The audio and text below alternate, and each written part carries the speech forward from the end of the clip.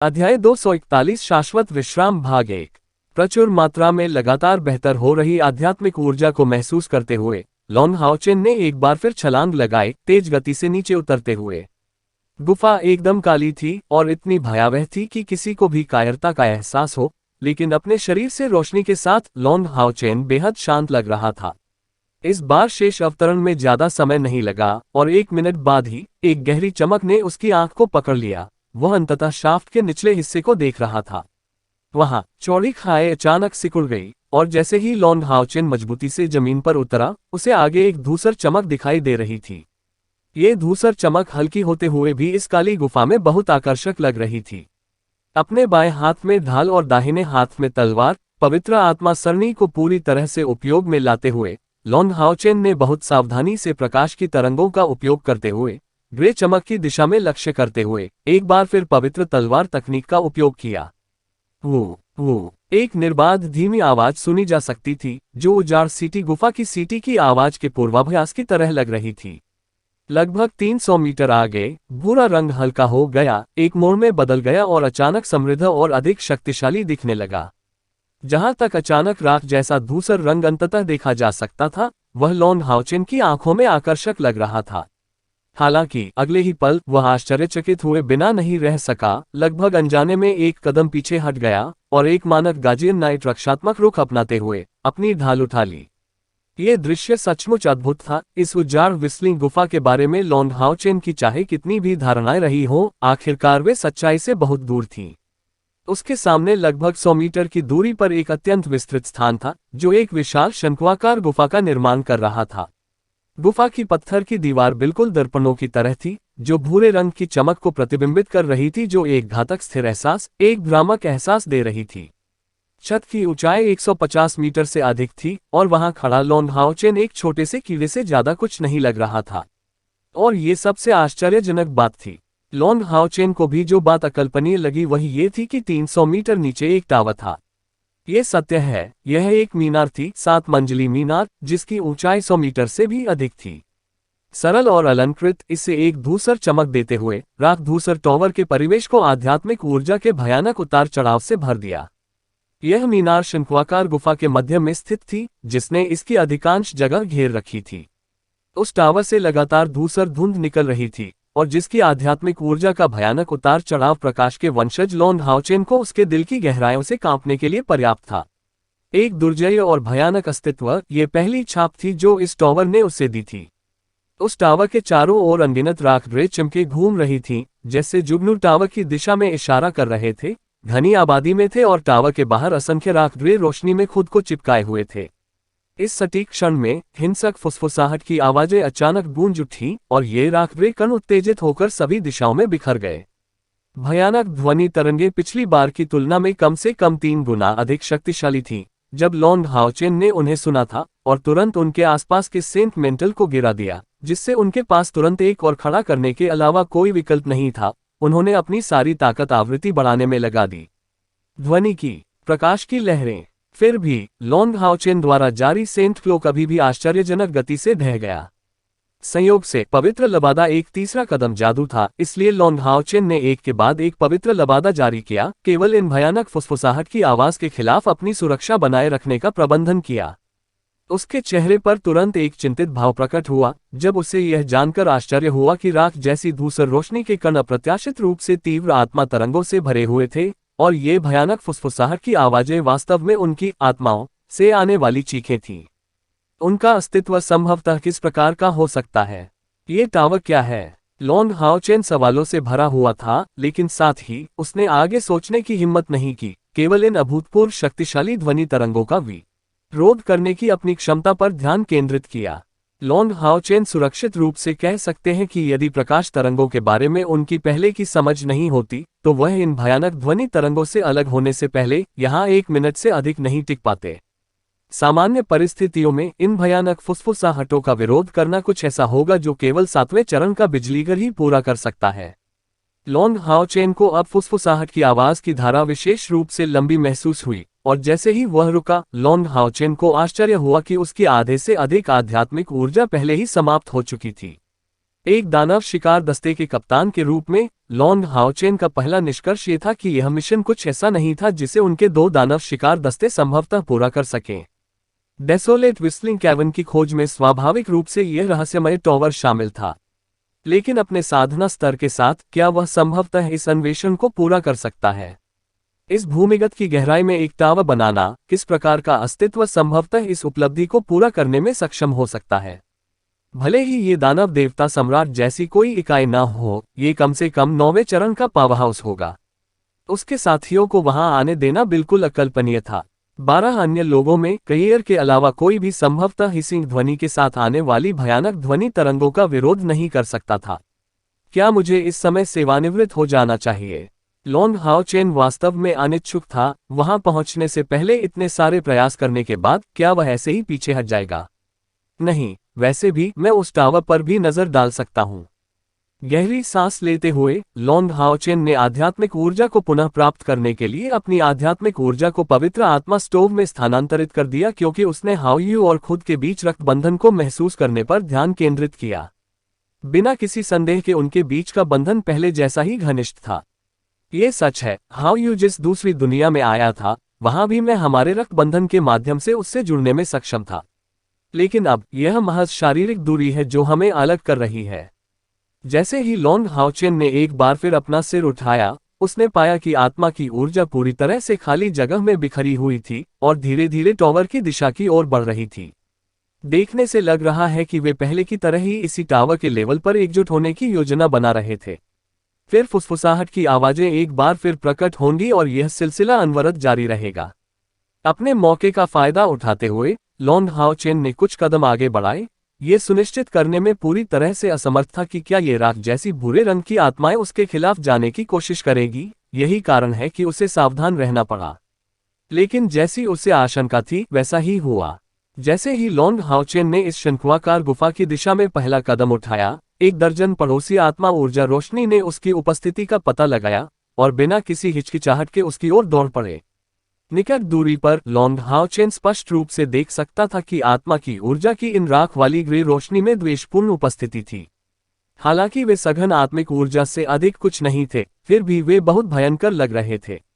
पहले व्यक्ति ने होली मेंटल की ओर जमकर हमला किया, जिसे लॉन्ग हाओचेन ने हमले की प्रतिक्रिया के रूप में पहले से ही तैयार कर लिया था। आत्मिक ऊर्जा की रोशनी ऊर्जा से बनी एक इकाई थी, घातक आभा से भरे हुए आवरण, और इस प्रकार प्रकाश विशेषता का उनके खिलाफ कुछ हद तक निरोधक प्रभाव था। यही कारण है कि उन्होंने बिना किसी चिंता के उनका सामना किया। हालांकि जैसे ही दुष्टों ने होली मेंटल पर प्रहार किया, लॉन्ग हाओचेन को बहुत आश्चर्य हुआ। बैंग द होली क्लोक तुरंत टूट गया और लॉन्ग हाओचेन को ऐसा लगा जैसे उसके मस्तिष्क पर हथौड़े से हमला किया गया हो। मौत और ठंडक से भरी एक भयानक ऊर्जा ने अप्रत्याशित रूप से सीधे उसकी आत्मा पर हमला किया, जैसे कि वह उसके शरीर पर कब्जा करने की कोशिश कर रही हो। ये बुरी और ठंडी आत्मा ऊर्जा असाधारण रूप से दुर्जय थी। जैसे ही इसने लॉन्ग हाओचेन पर प्रहार किया, उसका दिमाग थोड़े समय के लिए खाली हो गया। यहाँ तक कि लॉन्ग हाओचेन के शरीर में येटिंग लाइट एलिमेंटल फेरी को भी मजबूती से दबा दिया गया था। जब इन दुर्जय भूतों का मना हुआ तो वह प्रतिक्रिया में केवल कांप सका। अपने दिमाग को पूरी तरह से खाली रखने के कारण लॉन्ग हाओचेन के पास हाओयू के साथ संवाद करने की क्षमता नहीं थी। इन भूतों की शक्ति वास्तव में बहुत भयानक थी। उसने सैकड़ों भूतों में से केवल एक बहुत ही छोटे से हिस्से का सामना किया था, लेकिन बहुत कम संख्या में राक्षसों के साथ भी इसके कारण लॉन्ग हाओचेन को भागने के सभी अवसर चूकने पड़े। इस अत्यंत गंभीर स्थिति में लॉन्ग हाओचेन की आंखों में एक बैंगनी चमक चमक उठी जब उसके माथे पर 9 बैंगनी रोशनी दिखाई दी। एक झटके में लॉन्ग हाओचेन के शरीर से बैंगनी रंग की लहरें निकली और सभी भूत, चाहे वे पहले से ही लॉन्ग हाओचेन से चिपके हुए थे या उनसे जुड़ने की राह पर थे, बैंगनी रोशनी के दबाव में तुरंत एक शोकपूर्ण रोना छोड़ दिया। तेज गति से उड़ना। लॉन्ग हाओचेन के सामने बैंगनी रंग की चमक दिखाई दी और हाओ यू की विशाल आकृति लॉन्ग हाओचेन की पीठ की रक्षा करते हुए हवा में तैरती हुई दिखाई दी। एक गाढ़ा बैंगनी रंग बिना रुके उसके सामने और उसके आसपास फैल गया और लिटिल लाइट, लिटिल फ्लेम के साथ साथ लिटिल ग्रीन की आंखें बैंगनी हो गईं। पहले अतुलनीय रूप से मजबूत स्पेक्टर्स जिसके कारण लॉन्ग हाओचेन भी ब्लॉक करने में असमर्थ थे, जब उन्होंने हाओ यू का सामना किया तो वे अप्रत्याशित रूप से पूरी तरह से आतंक की स्थिति में थे। फुसफुसाहट की इस धुन के तहत वे एक के बाद एक भागते गए और यहां तक कि भूतों के सबसे दूर के समूह ने भी पास आने की हिम्मत नहीं की। ये पहली बार नहीं था कि लॉन्ग हाओचेन हाओयू के आसपास इस बैंगनी चमक को देखने में कामयाब रहा था, लेकिन अब ये स्पष्ट रूप से पहली बार था कि यह इतनी चमकदार थी। यह आत्मिक बल था, या अधिक सटीक रूप से हाओयू की आत्मा से आने वाला बल था। ये देखकर कि इन भूतों ने आगे बढ़ने की हिम्मत नहीं की, लॉन्ग हाओचेन अपनी सांसें रोके बिना नहीं रह सका। ठीक उसी समय उसे सचमुच ऐसा महसूस हुआ मानो उसके अपने शरीर का नियंत्रण जबरदस्ती छीना जा रहा हो। हाओ यू और लॉन्ग हाओचेन के दिमाग जुड़े हुए थे, और उनके निर्देश प्राप्त करने के बाद लॉन्ग हाओचेन का शरीर हाओ यू की पीठ पर कूदते हुए एक झटके में गायब हो गया। उसके साथ होने पर लॉन्ग हाओचेन को बड़ी राहत महसूस हुई। हाओ यू, चलो वापस चलते हैं। ऐसा कहते हुए लॉन्ग हाओचेन ने उस विशाल राख धूसर टॉवर को अनिच्छा से देखा। हाओ यू ने अपने तीनों सिर लॉन्ग हाओचेन की दिशा में घुमाए। बाद में आश्चर्यजनक रूप से पता चला कि उसकी आंखों में बैंगनी रंग वास्तव में उत्साह से चमक रहा था। तीनों के सिर एक साथ हिलाते हुए हाओ यू ने लॉन्ग हाओचेन को बताते हुए अपने विचार व्यक्त किए कि यह स्थान अस्थायी रूप से सुरक्षित होगा, और हालांकि टावर के भीतर खतरा अभी भी मौजूद होगा, ये सीधे उन पर नहीं पड़ेगा और कुछ ऐसा होगा जिसे वे अस्थायी रूप से करेंगे निपटने में सक्षम हो। फिर उन्होंने लॉन्ग हाओचेन को टावर की पहली मंजिल को देखने के लिए उसमें प्रवेश करने का सुझाव दिया। अध्याय 242 शाश्वत विश्राम भाग 2। हालांकि लॉन्ग हाओचेन अभी भी झिझक रहा था, हाओ यू के सुझाव ने तुरंत उसके दिल में इच्छा की लौ जगा दी। कम से कम कुछ समय के लिए हाओ यू टॉवर के बाहर रहने वाले राक्षसों को दबाने में सक्षम था। बस इस टॉवर की स्थिति पर एक नजर डालना बहुत खतरनाक नहीं होना चाहिए, है ना? खैर, चलिए फिर एक नजर डालते हैं। वाह वाह वाह! हाओ यू के 3 सिरों से एक साथ 3 धौंकनी उत्पन्न हुई, और तेज गति से चार्ज करते हुए उसने लॉन्ग हाओचेन को टॉवर की दिशा में ले जाया। जैसे ही हाओ यू की आत्मा से निकली चमक उनके पास आई, उनके रास्ते में बड़ी संख्या में भूत तितर बितर हो गए, और किसी ने भी संपर्क में आने की हिम्मत नहीं की। हाओ यू ने अपना सिर ऊंचा रखा और बिना किसी रोक टोक के चारों ओर अपनी निगाहें घुमाईं। हाओ यू के चार्ज से कुछ 100 मीटर की दूरी कुछ ही सेकंड में तय हो गई। टावर का प्रवेश द्वार उस स्थान से बिल्कुल भी नहीं देखा जा सकता था जहां लॉन्ग हाओचेन पहले खड़ा था, लेकिन जैसे ही वे उसके आधार की ओर भागे, आदमी और जानवर के सामने एक 3 मीटर ऊंचा द्वार दिखाई दिया। उस गेट को देखकर लॉन्ग हाओचेन की पहली धारणा ये थी कि यह एक मानव निर्मित निर्माण था। दरवाजा राख ग्रे रंग का था और किसी भी नक्काशी या डिजाइन से सजाया नहीं गया था, इसलिए इसे कल्पित बौने की उच्चतम जनजातियों से संबंधित नहीं किया जा सकता था, और इसके अलावा दरवाजे के शीर्ष पर एक बड़ पत्थर पर शब्द लिखे गए थे। ये शब्द ऐसी भाषा में लिखे गए थे जो वर्तमान मानव भाषा से काफी मिलती जुलती थी, केवल अक्षरों की संरचना अधिक जटिल थी। हालांकि लॉन्ग हाओचेन स्पष्ट रूप से उन्हें पहचानने में कामयाब रहे। लिखित शब्द अनंत विश्राम थे। हालांकि ये दरवाजा साधारण था और बहुत ऊंचा नहीं था, लेकिन इसके सामने खड़े होने पर इसकी प्रभावशाली उपस्थिति सीधे आपकी इंद्रियों पर प्रहार करेगी। हाओ यू की 6 आंखें एक चमकदार चमक बिखेर रही थीं। किनारे की ओर बढ़े वह दरवाजे के स्थान की ओर नहीं गया, बल्कि अपनी ओर भागा। लिटिल ग्रीन ने अपना मुंह पूरा खोला, एक शक्तिशाली बवंडर को बाहर निकाला जिसने दरवाजे को धक्का देकर उसकी ओर बढ़ने से पहले उसे पूरी तरह से खोल दिया। पॉप! दरवाजा बहुत आसानी से खुल गया। सभी उम्मीदों के विपरीत हवा का ये झोंका ही उसे बिना किसी आवाज के खोलने के लिए पर्याप्त था। हालांकि जैसे ही इसे खोला गया, एक गहरे भूरे रंग की आभा हवा में फैल गई, जिसने पूरे कमरे को बेहद शुद्ध ऊर्जा से ढक दिया। यह एक ऐसी ऊर्जा थी जिसके संपर्क में कोई भी जीवित प्राणी आने को तैयार नहीं होगा, जिसमें मृत्यु का सार समाहित था। मानो एक और अधिक भयानक अस्तित्व को देख रहे हो। आसपास के भूत सभी दिशाओं में विक्षिप्त रूप से बिखर गए, और फुसफुसाहट की आवाजें जो इस समय बाहर नहीं आनी चाहिए थीं, अचानक उभर आईं। लॉन्ग हाओचेन ने एक सेंट लबादे को छोड़ने के लिए दौड़ लगाए, खुद को और हाओ यू को अंदर लपेट लिया, और भयानक फुसफुसाहट वाली ध्वनि तरंगों का विरोध करने के लिए अपनी पूरी ताकत लगा दी। टावर से गहरे भूरे रंग की आभा फैल गई और तेजी से हवा में फैल गई। टॉवर के निकटतम आसपास के दर्जन भर भूतों में से सबसे धीमे को इसके द्वारा निगल लिया गया था, और वे तुरंत लुप्त हो गए क्योंकि उन्होंने जमीन पर भूरे रंग की धूल छोड़ दी थी। स्पष्ट रूप से मृत्यु की वह शुद्ध आभा कुछ ऐसी थी जिसका ये भूत बिल्कुल भी विरोध नहीं कर सकते थे। इस मीनार की आभा में ही एक आकर्षक शक्ति थी जिसका वे विरोध करने में असमर्थ थे। जबकि लॉन्ग हाओचेन का मस्तिष्क आसपास की स्थिति का विश्लेषण करने पर तेज गति से काम कर रहा था, हाओ यू ने पहले ही आगे बढ़ना जारी रखा था, और एक झटके में वह टॉवर में प्रवेश कर गई। एक रहस्यमय दृश्य घटित हुआ। जैसे ही हाओ यू टावर में दाखिल हुआ, बाहर से आने वाली फुसफुसाहट की आवाजें अचानक समाप्त हो गईं और लॉन्ग हाओचेन में बाधा उत्पन्न करना बंद कर दिया। हालांकि इसके बाद जो हुआ वह एक अवर्णनीय दृश्य था, जिससे लॉन्ग हाओचेन को अपने रोमछिद्रों तक एक नैतिक शांति महसूस हुई। उसकी आंखों के सामने एक लंबा हॉल दिखाई दिया, लेकिन उसमें वह अंधकार में छवि नहीं थी जिसकी उसे उम्मीद थी। जो हॉल देखने में आया वह पूरी तरह से भूरे रंग का था और बाहर से दिखने वाले टॉवर से कहीं अधिक बड़ा था। सभी दिशाओं में लंबे खंभे 30 मीटर ऊंचे गुंबद का समर्थन कर रहे थे और कई राख ग्रे रोशनी उसकी दृष्टि के सामने दिखाई दे रही थी, हवा में घूम रही थी, और लॉन्ग हाओचेन इस वजह से उसके सामने स्पष्ट रूप से देखने में असमर्थ था। रंगीन पृष्ठभूमि, किनारों पर 84 खंभे एक सीधी रेखा में खड़े किए गए थे, जबकि उनके सामने एक अविभाज्य वस्तु थी। हाओ यू के शरीर के आसपास की बैंगनी आत्मा ऊर्जा जल्दी ही फीकी पड़ गई और वह धीरे धीरे आगे बढ़ने लगी। ये स्पष्ट था कि वह बेहद सतर्क था। लॉन्ग हाओचेन ने अपनी पवित्र आत्मा तलवार को मजबूती से पकड़ रखा था, जो पसीने से थोड़ी भीगी हुई थी। जानलेवा माहौल से भरी इस दुनिया में प्रवेश करने के बाद उन्हें अपने शरीर में बड़े बदलाव महसूस हुए। सबसे पहले उनके शरीर में आध्यात्मिक ऊर्जा की रिकवरी उस समय की तुलना में अप्रत्याशित रूप से कई गुना बढ़ गई थी जब वे टावर के बाहर थे। कहने का तात्पर्य यह था कि टावर की तात्विक ऊर्जा बाहर की तुलना में कहीं अधिक समृद्ध थी। और अजीब बात है, लाइट एलिमेंटल फेरी येटिंग ने लॉन्ग हाओचेन के शरीर से बाहर आने की हिम्मत नहीं की, जैसे कि इस जगह में एक बेहद खतरनाक अस्तित्व हो। अनंत विश्राम में आपका स्वागत है। जैसे ही लॉन्ग हाओचेन टावर की जांच कर रहा था, अचानक एक बुरी आवाज सुनाई दी।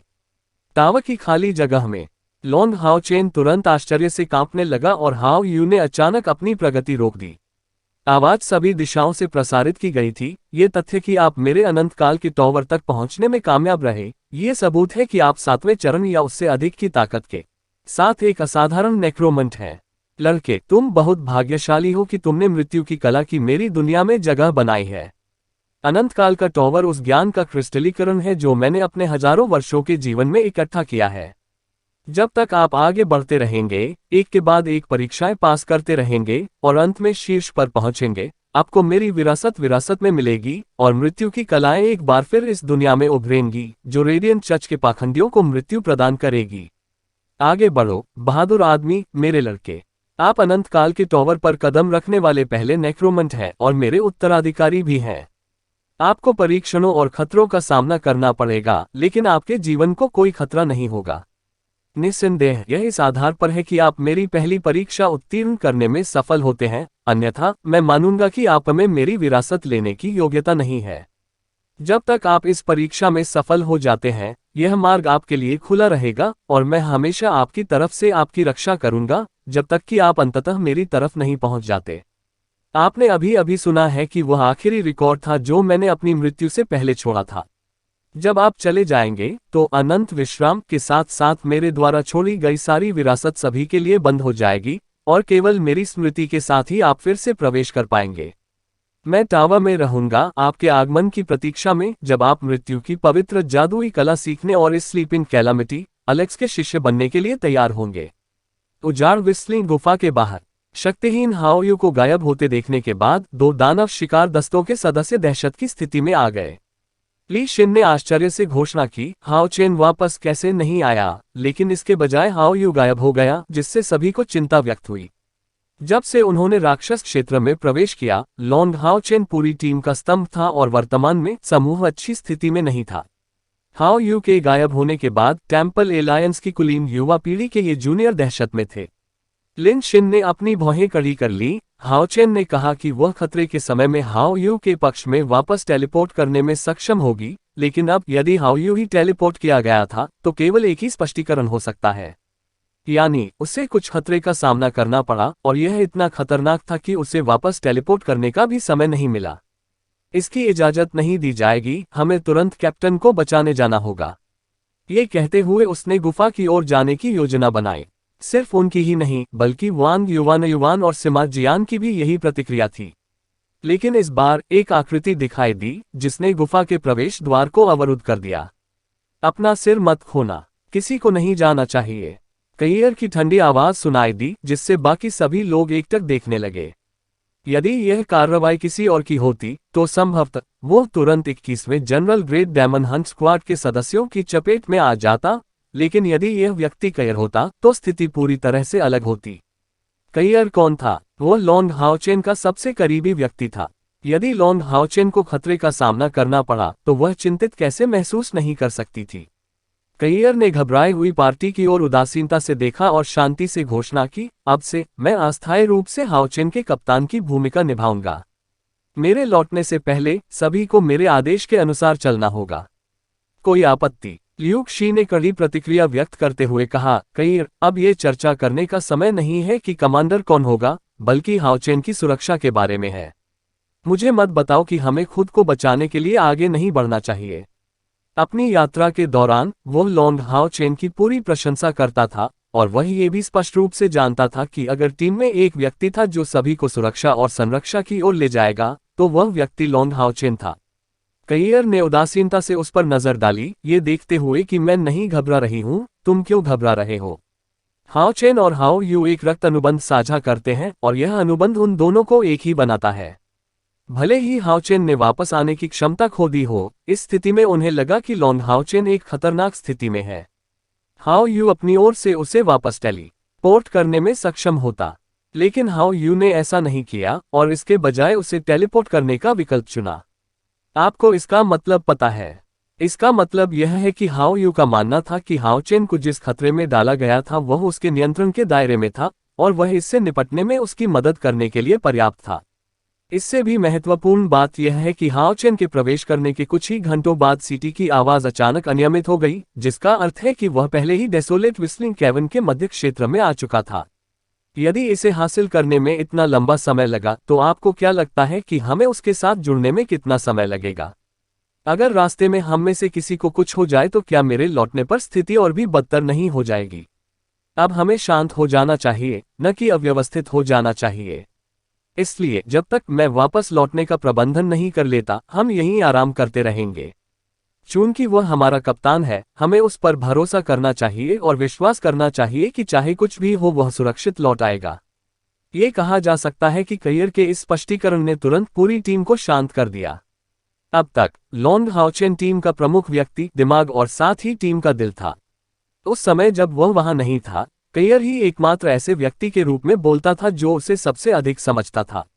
हालांकि वह लॉन्ग हाओचेन से भी अधिक प्रभावशाली और डराने वाला लग रहा था। उनकी ठंडी आवाज उनके शब्दों में पूर्ण आत्मविश्वास की छवि देती थी। सबसे मूल्यवान प्रतिभाओं के रूप में लॉन्ग हाओचेन और कैयर दोनों में अंतर्निहित प्रभावशाली चरित्र था। यह सिर्फ इतना था कि कैयर ने स्वेच्छा से लॉन्ग हाओचेन के लिए एक समर्थन के रूप में सेवा करने के लिए चुना था कि उस पर किसी का ध्यान नहीं गया। लियू शी ने तुरंत सिमा जियान की ओर देखा और सच्ची प्रशंसा प्रकट की। अभी तो उसका विचार केवल यही था कि 2 खंभों वाले इस दल का पुरोहित वह होता तो कितना अच्छा होता। अध्याय 243 शाश्वत विश्राम भाग 3 जादू करने वाला। ये शब्द सुनकर लॉन्ग हाओचेन को अपने दिल की गहराइयों से अतुलनीय झटका लगा। ये व्यवसाय पिछले 10,000 वर्षों में पूरे महाद्वीप में प्रकट नहीं हुआ था। ये शब्द सुनकर तुरंत उसके दिमाग में एक दिल दहला देने वाली कहानी आ गई जिसके बारे में उसके पिता ने उसे पहले बताया था। 13,000 साल पहले पुराने गौरव युग के दौरान मानव इतिहास में विकास की सबसे तेज 7,000 साल की अवधि हुई। ठीक इन्हीं 7,000 वर्षों में उन्होंने शेंगमू डालू के शासकों के रूप में अपनी स्थिति स्थापित की। अभी मनुष्यों के पास 3 देश थे, वे सभी अतुलनीय रूप से शक्तिशाली थे और यहां तक कि अनगिनत शक्तियां रखते हुए वर्तमान टेम्पल एलायंस को भी पीछे छोड़ दिया। हालांकि क्यों उन 7,000 साल पहले 72 राक्षस देवताओं का अवतरण हुआ और उन्होंने मनुष्यों को उनका विरोध करने में असमर्थ बना दिया, उन्हें पूरी तरह से नष्ट कर दिया और तथाकथित अंधकार युग की शुरुआत की। लॉन्ग जिंगयू ने लॉन्ग हाओचेन को बताया कि ऐसा इसलिए हुआ क्योंकि गौरवशाली युग के दौरान एक आपदा आई थी और इस आपदा के लिए मुख्य अपराधी वास्तव में नेक्रोमांसर थे। इस आपदा के कारण 3 महान साम्राज्यों की ताकत का भारी नुकसान हुआ, यहां तक कि बिजली घरों की वंशावली भी नष्ट हो गई, जिससे मानव पक्ष की शक्ति अपर्याप्त हो गई।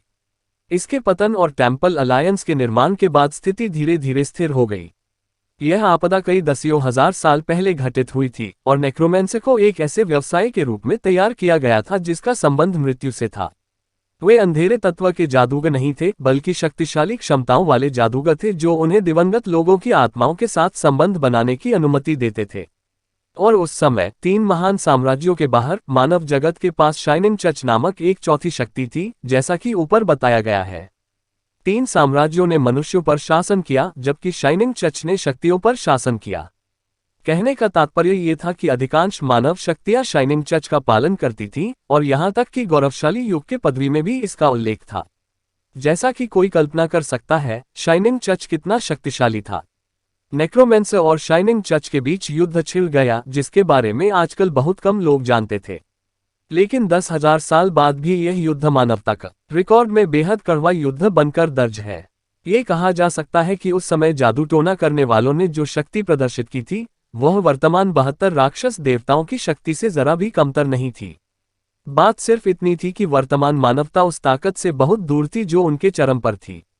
जब मानवता ने आखिरकार जीत हासिल की, नेक्रोमेंसर पक्ष को पूरी तरह से नष्ट कर दिया, तो यह इस हद तक था कि 10,000 साल बाद किसी ने भी नेक्रोमेंसर को महाद्वीप पर दिखाई देने के बारे में कभी नहीं सुना था। हालांकि मानवता को एक विनाशकारी कीमत भी चुकानी पड़ी।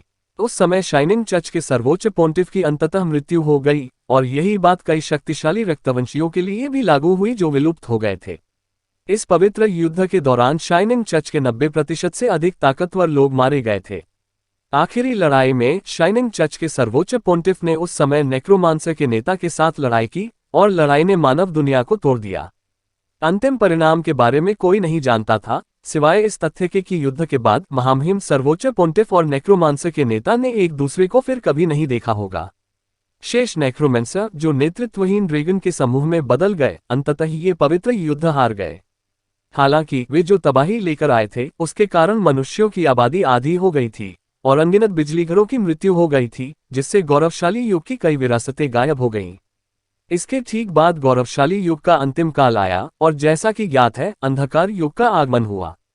ये कहा जा सकता है कि यदि 72 दानव देवताओं के अवतरण के समय नेक्रोमांसरों ने महाद्वीप में जो आपदा नहीं लाई होती, तो जरूरी नहीं कि वे खुद को शेंगमो डालू में इस तरह स्थापित कर पाते। तरीका: यदि शाइनिंग चर्च की ताकत अब भी पहले जैसी होती, तो उन्होंने राक्षसों को इतना मजबूत कैसे होने दिया होता।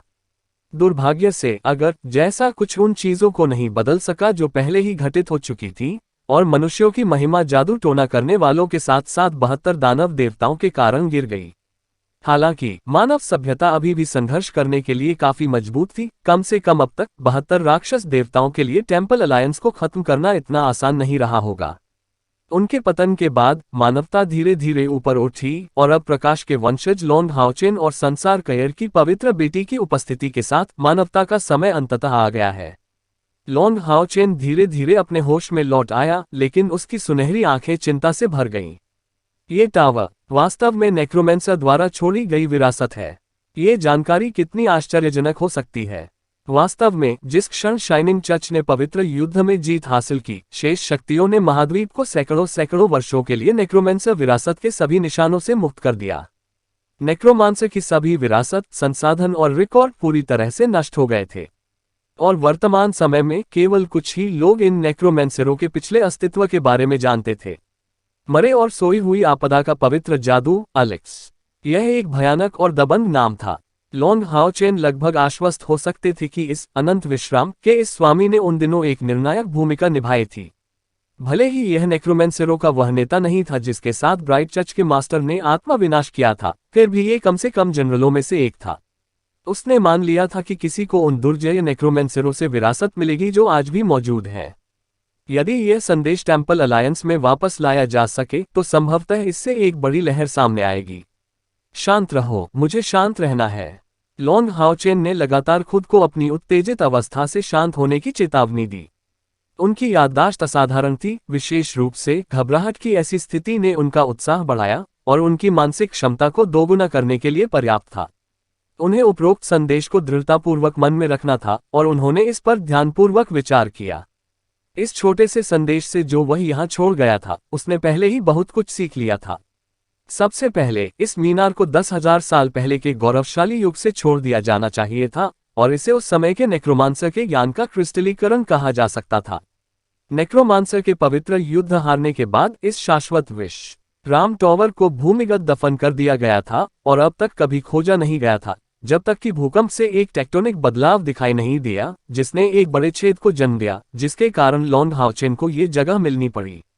10,000 साल बाद भी न केवल इस मीनार में विनाश के कोई निशान नहीं है, बल्कि इस मीनार के मालिक ने किसी अज्ञात विधि से जानबूझकर बाहर के भूतों को यहाँ छिपाकर रखा है। इसलिए यदि वह इस जगह को जीवित छोड़ना चाहता था, तो सबसे पहले लॉन्ग हाओचेन को पहली मंजिल का परीक्षण पूरा करना था, इस अलेक्स स्लीपिंग कैलामिटी का विश्वास हासिल करना था। इसके अलावा स्लीपिंग कैलामिटी अलेक्स द्वारा छोड़े गए संदेश से यह पता लगाना आसान था कि इस नेक्रोमेंसर पावरहाउस का मानना था कि केवल एक और छठा चरण वाला नेक्रोमेंसर ही वहां पहुंच सकता था, और इसका मतलब यह था कि इस टॉवर की पहली मंजिल का प्रमाण फलस्वरूप इसे पारित करने में सक्षम होने के लिए इसे छठे चरण के नेक्रोमेंसर के लिए डिजाइन करना होगा। इस पहाड़ी दर्रे से गुजरने के बाद लॉन्ग हाओचेन एक कड़वी मुस्कान दिखाने से खुद को नहीं रोक सका। निश्चित रूप से इस पहली मंजिल का परीक्षण करना संभवतः आसान नहीं हो सकता। उसके लिए यह ज्ञात था कि क्या वह वहां से जीवित वापस आ पाएगा। अब वह केवल अपना सर्वश्रेष्ठ प्रदर्शन करने के लिए वहां से भागने की संभावना का लक्ष्य रखने के लिए खुद को प्रेरित कर सकता था। ठीक उसके इस विचार के बीच में कि वह इस अज्ञात खतरे से कैसे निपटेगा, स्लीपिंग कैलामिटी अलेक्स की आवाज एक बार फिर गूंजी, और इस बार इसने लॉन्ग हाओचेन को पूरी तरह से निराशा में डाल दिया। तो आइए मैं आपकी तात्विक आत्मीयता की जांच करूं, ये देखने के लिए कि आप किस प्रकार के जादूगर हैं।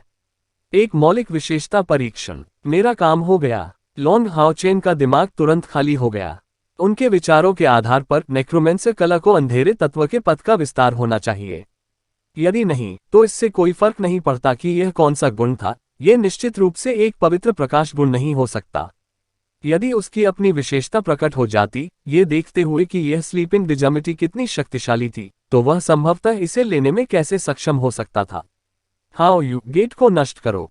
लॉन्ग हाओचेन ने तुरंत अपने विचारों में हाओ यू को एक आदेश पारित किया। हालांकि यह योजना वास्तव में अनिश्चित थी, वह वास्तव में विरोध करने का कोई मौका दिए बिना मौत की सजा दिए जाने से डरता था। हालांकि जैसे ही लॉन्ग हाओचेन ने यह आदेश सुनाया, हाओ यू के शरीर में जोरदार झटका लगा और उसने बिना तैयारी के लॉन्ग हाओचेन को हवा में उछाल दिया। इससे पहले कि वह जल्दी से कुछ कदम पीछे हट गया, अपने और लॉन्ग हाओचेन के बीच दूरी बनाए रखी। हाओ यू मुझे छोड़ रहा है, यह असंभव है। लॉन्ग हाओचेन सदमे की स्थिति में आ गया, और उसी क्षण एक राख ग्रे चमक अचानक उतरी, उसके शरीर को ढांक लिया और जांच करने की तैयारी कर रही थी। राख ग्रे चमक एक भयानक आभा से भरी हुई थी जिसका विरोध करना असंभव था, और लॉन्ग हाओचेन केवल अपने पूरे शरीर को ठंडा महसूस कर सकता था, क्योंकि मौत की एक अवर्णनीय आभा ने तुरंत उसे ऐसा महसूस कराया जैसे उसका खून जम गया हो।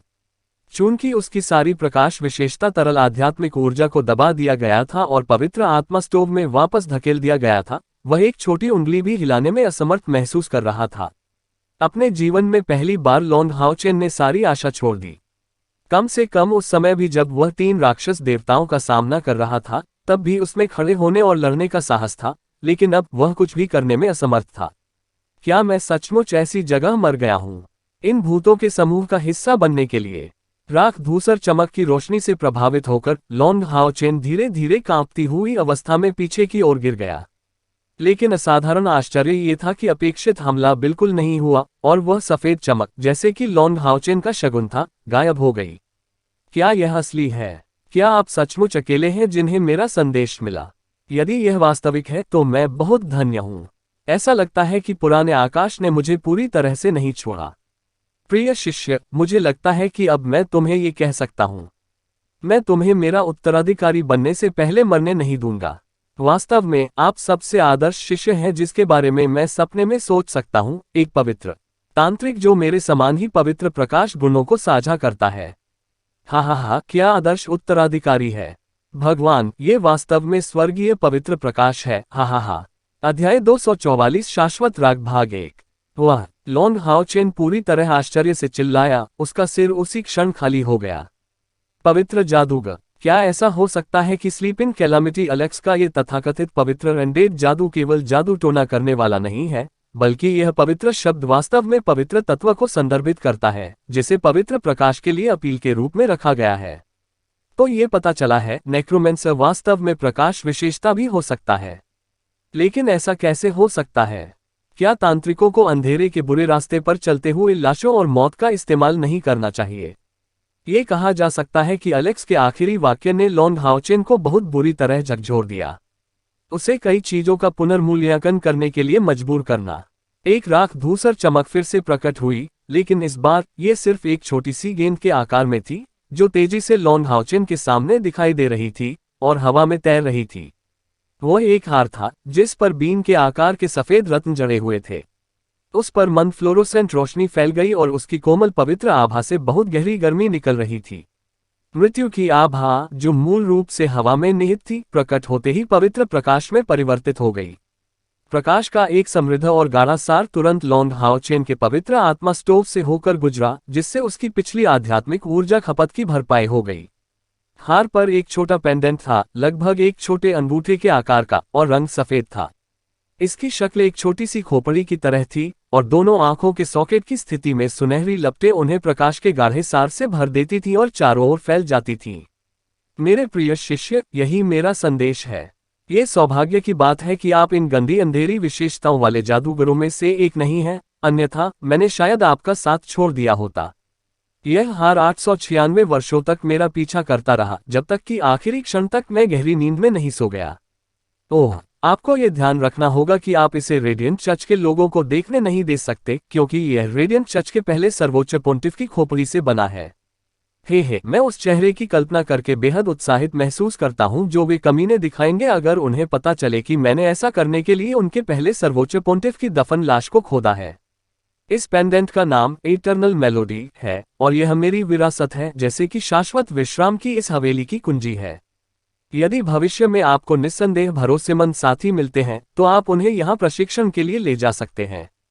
निस्संदेह यह इस आधार पर है कि वे अंधकार की उस गंदी विशेषता के उपयोगकर्ता नहीं हैं जिससे मैं सबसे अधिक घृणा करता हूं। यदि आप दुष्ट अस्तित्व को इस स्थान पर लाते हैं तो शाश्वत विश्राम का यह भवन निश्चित रूप से उन्हें शाश्वत विश्राम देगा। अब से आप मेरे उत्तराधिकारी हैं और अनंत विश्राम की हवेली के नए स्वामी हैं। लॉन्ग हाओचेन में मूल रूप से मना करने की क्षमता नहीं थी।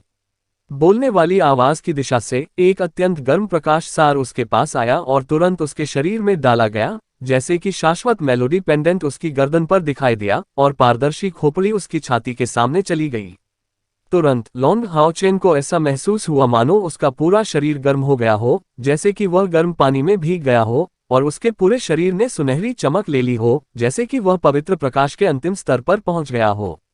प्रकाश की सारभूत अनुभूति ने उसके शरीर के हर कोने को उस गीले एहसास से भर दिया।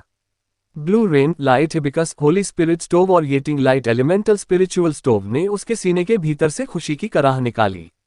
उनकी तरल आंतरिक आध्यात्मिक ऊर्जा की मात्रा बिजली की गति से बढ़ी, लेकिन कम से कम 500 यूनिट बढ़ने के बाद धीमी हो गई, और पवित्र आभा से भरी वह लटकन के आकार की खोपड़ी लॉन्ग हाओचेन की छाती में भारी मात्रा में समा गई थी।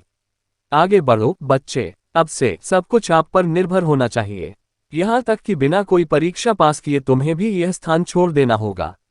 मुझे उस दिन का इंतजार रहेगा जब तुम मेरे सामने खड़े हो पाओगे। इस आखिरी वाक्य के बाद स्लीपिंग कैलामिटी एलेक्स की आवाज पूरी तरह से खत्म हो गई और आसपास का माहौल पहले की तरह मौत की राखरे आभा से भर गया। लेकिन अनंत मेलोडी ले जाने के बाद लॉन्ग हाओचेन उस स्थान पर बिल्कुल सूरज की तरह था। अपने शरीर से उन्होंने लगातार एक सुनहरी चमक छोड़ी, और इससे भी अधिक शानदार बात यह थी कि यह पवित्र प्रकाश उस स्थान पर मृत्यु की आभा के साथ पूरी तरह से सामंजस्य स्थापित कर रहा था, बिना किसी भी तरह के विरोधाभास के। लॉन्ग हाओचेन की पीठ के पीछे का दरवाजा तेजी से खुल गया, जिसका मतलब था कि उसे कोई परीक्षण पास करने की जरूरत नहीं है और वह किसी भी समय उस जगह को छोड़ने में सक्षम होगा। लेकिन इस समय वह बिना हिले वहीं खड़ा रहा, क्योंकि बड़ी मात्रा में जानकारी उसके दिमाग में घुस गई थी जो उसकी यादों का हिस्सा बन गई थी, और यह जानकारी सटीक रूप से इटर्नल मेलोडी से आई है। इस जानकारी में इटर्नल रेस्ट मेंशन का नियंत्रण, इस इटर्नल रेस्ट पेंडेंट में मौजूद सील और यहां तक कि स्लीपिंग कैलामिटी एलेक्स द्वारा एकत्र किया गया ज्ञान और साधना पद्धति भी शामिल थी।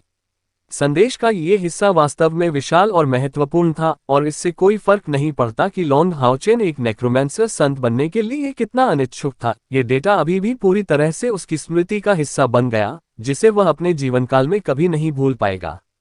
हाओ यू लॉन्ग हाओचेन की पीठ के पीछे चुपचाप उसकी ओर देखती रही, जबकि उसकी सभी 6 आंखें मिठास से भरी हुई थीं, कभी कभी वह हॉल की ओर गहरी नजर डालती थी, ऐसा लगता था जैसे वह पुरानी यादों को बाहर निकाल रही हो, हालांकि ऐसा लग रहा था कि वह खोई हुई है। जैसे ही उसने इन यादों को याद किया, वहां रहते हुए लॉन्ग हाओ चेन को होश में वापस आने में आधा घंटा लग गया। लॉन्ग हाओ चेन के दिमाग में इतनी बड़ी मात्रा में जानकारी संग्रहित होने के बाद लॉन्ग हाओ चेन का वर्तमान रंग रूप स्पष्ट रूप से अच्छा नहीं लग रहा था। भले ही स्लीपिंग कैलामिटी अलेक्स एक संत विशेषज्ञ नेक्रोमेंसर था, फिर भी वह एक नेक्रोमेंसर था जो 10,000 साल पहले हुई आपदा के मुख्य कारणों में से एक था। लॉन्ग हाओ चेन ऐसे व्यक्ति का उत्तराधिकारी बनने के लिए कैसे तैयार हो सकता है? कुछ नेक्रोमेंसर जादू सीखने की बात तो दूर। अचानक पलटते हुए लॉन्ग हाओ चेन ने हाओ यू को जलती आंखों से देखा। हाओ यू, वह पहले से जानता था कि यह जगह क्या थी, क्या मैं सही हूं? लॉन्ग हाओ चेन कुछ हद तक नाराज था। अगर हाओ यू ने उसे इस जगह के बारे में पहले ही बता दिया होता, तो चाहे कुछ भी हो, वह वहां नहीं जाता। अनंत विश्राम की इस हवेली ने उसे जो भारी प्रगति और ताकत में वृद्धि दी, उसके बावजूद वह वास्तव में इसे स्वीकार करने के लिए तैयार नहीं था। इस शाश्वत मेलोडी को पहनने के बाद वह इसे उतारने में पूरी तरह से असमर्थ था। वो हाओ यू ने उस पर एक मासूम नजर डाली, अपनी आंखें झपकाईं और लॉन्ग हाओ चेन को उत्तर दिया। उससे आ रही जानकारी को महसूस करते हुए लॉन्ग हाओ चेन का रंग रूप बदल गया, क्रोध की आंतरिक स्थिति से आश्चर्य की स्थिति में। भविष्यवाणी तकनीक, आपकी जन्मजात क्षमता।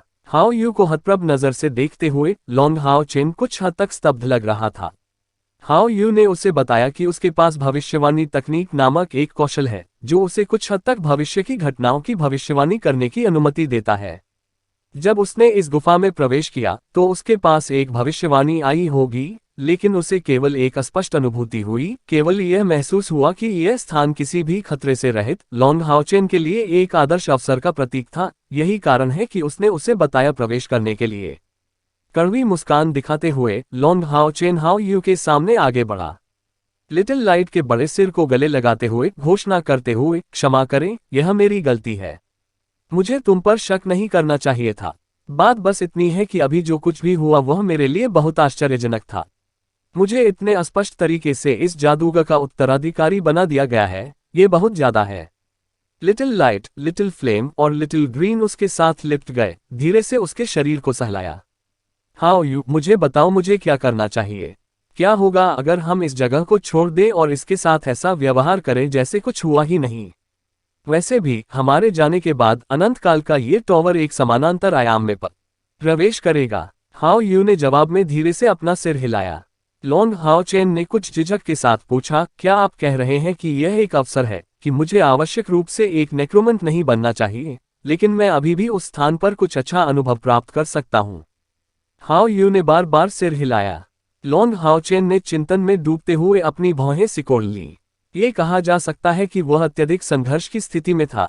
अनंत काल के इस टॉवर ने उसे जो झटका दिया वह बहुत बड़ा था, और यह विशेष रूप से इन नेक्रोमेंट मंत्रों के मामले में था जो अब उसके सिर में सील कर दिए गए थे।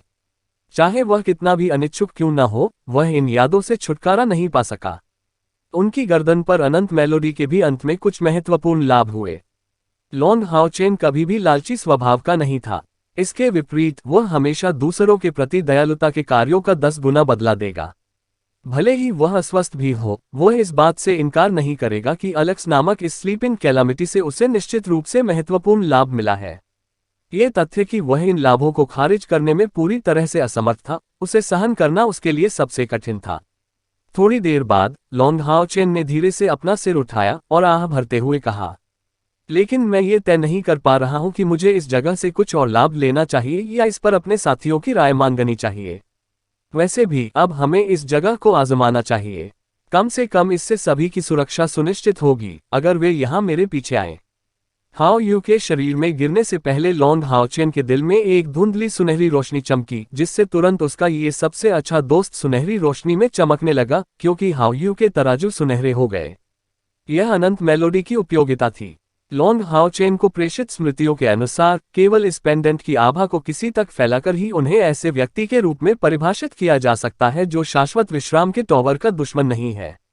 घूमते हुए लॉन्ग हाओ चेन ने पवित्र आत्मा शील्ड को अपने हाथ में वापस ले लिया और अपने शरीर से blue rain, hibiscus of light को बुलाया।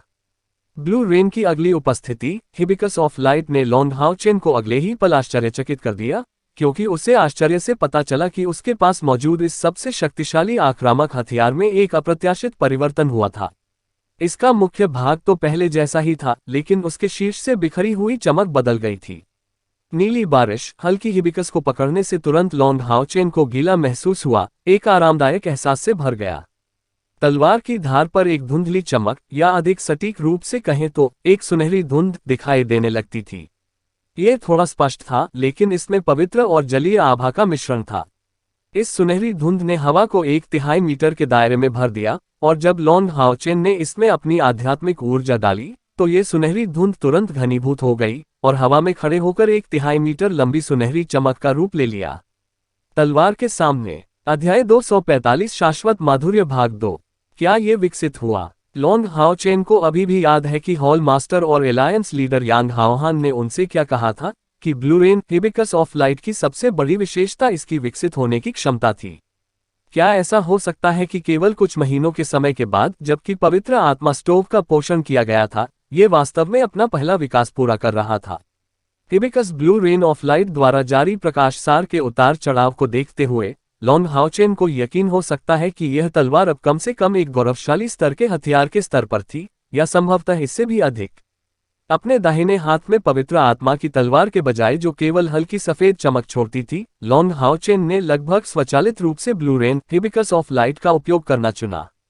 इस कार्रवाई का मतलब था कि उन्होंने पवित्र आत्मा सेट की उपयोगिता को त्यागने का फैसला किया। अब से blue rain hibiscus of light उसका मुख्य हथियार बन गया, क्योंकि उसने होली स्पिरिट सेट का उपयोग पूरी तरह से बंद करने का फैसला किया। उन्होंने स्पष्ट रूप से यह चुनाव इसलिए किया क्योंकि blue rain hibiscus of light की उपयोगिता पूरे होली स्पिरिट सेट से अधिक थी।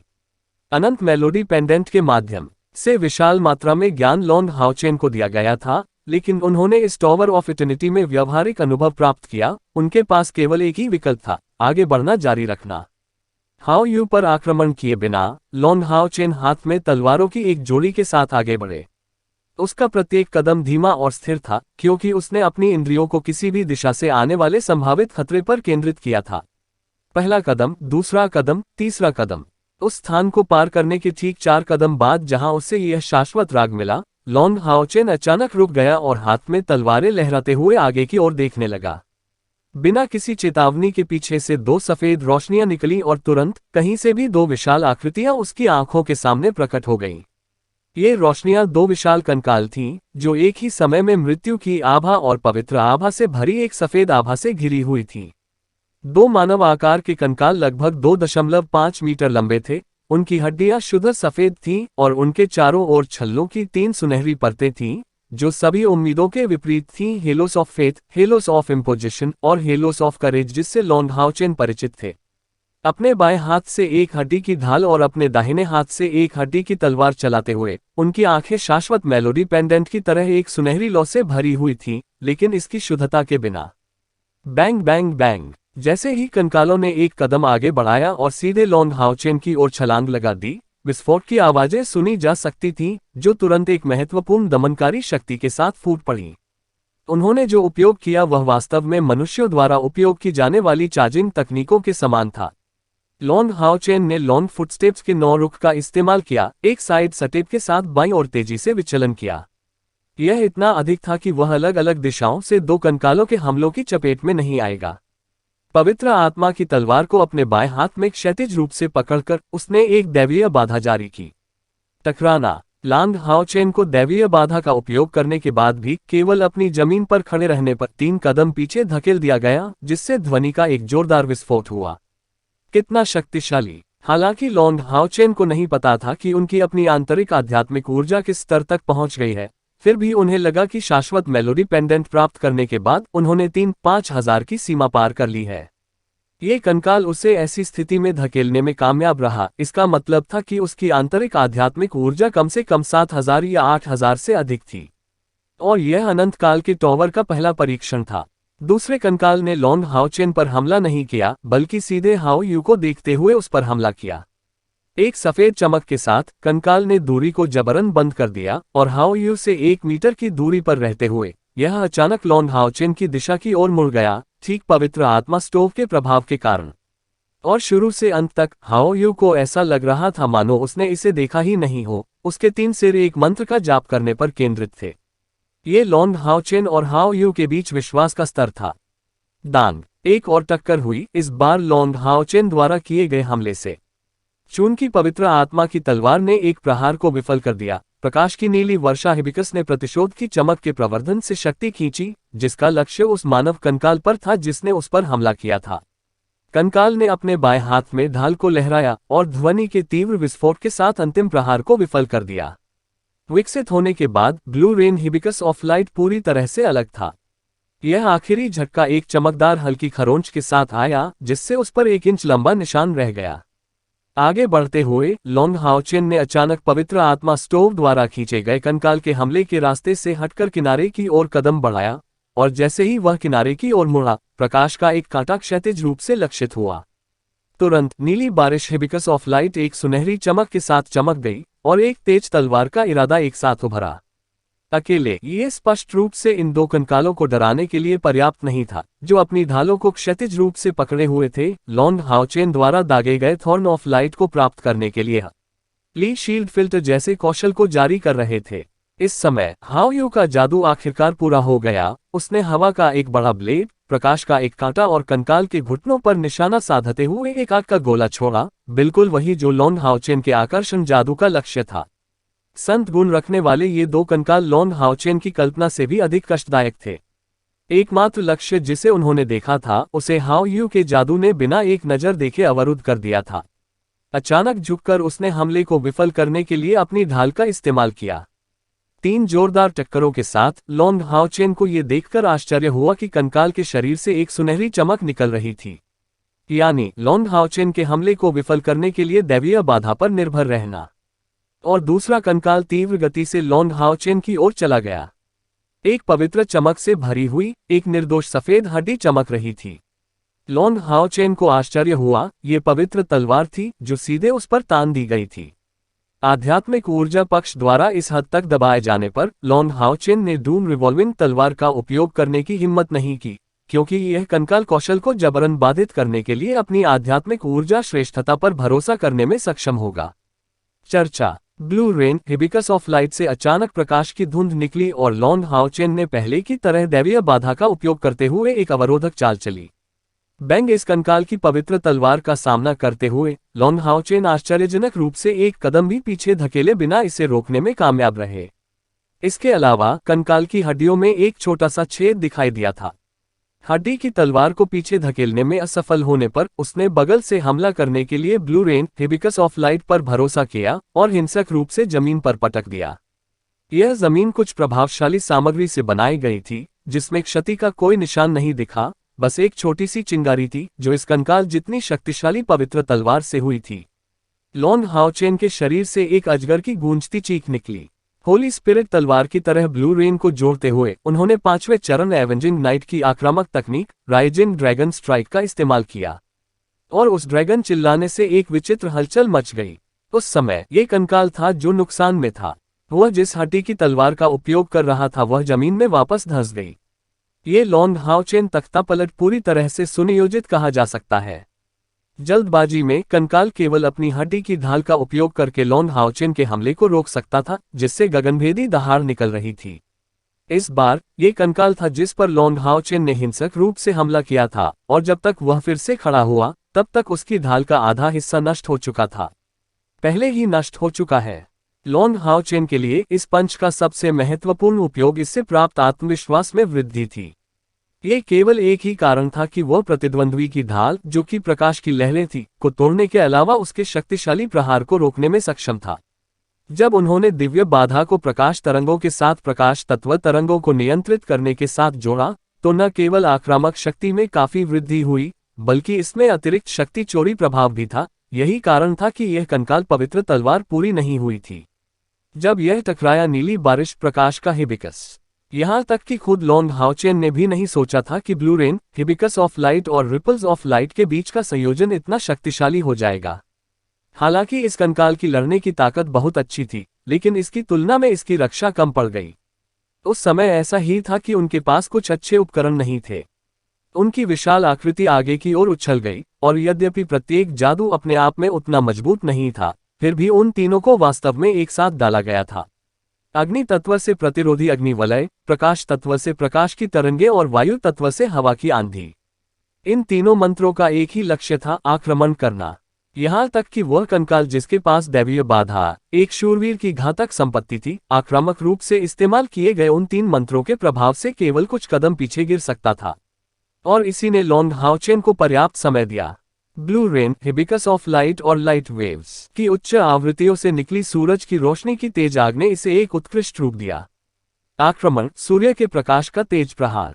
निस्संदेह शक्ति के मामले में सनलाइट ब्रिलियंट स्ट्राइक की तुलना पवित्र तलवार से नहीं की जा सकती, लेकिन एक ऐसे कौशल के विपरीत जिसे पवित्र तलवार की तरह तैयार करने के लिए समय की आवश्यकता होती है, लॉन्ग हाओचेन पहले से ही अपनी वर्तमान खेती के साथ इसे तुरंत पूरा कर सकता था।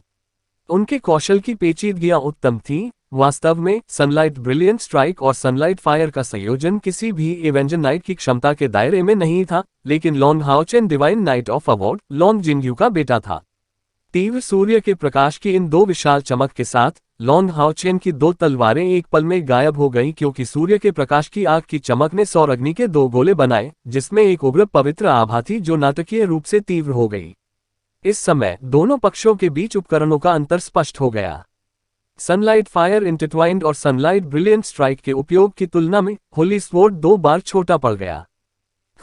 कंकाल ने असहाय होकर अपनी मृत्यु का इंतजार नहीं किया और एक दहाड़ के साथ उसकी आंखों में सुनहरी आग की लपटें अचानक तेज हो गईं और उसका शरीर सुनहरी आग की एक परत में ढक गया, क्योंकि कंकाल ने हिंसक रूप से अपने बाएं हाथ में ढाल को गिरा दिया।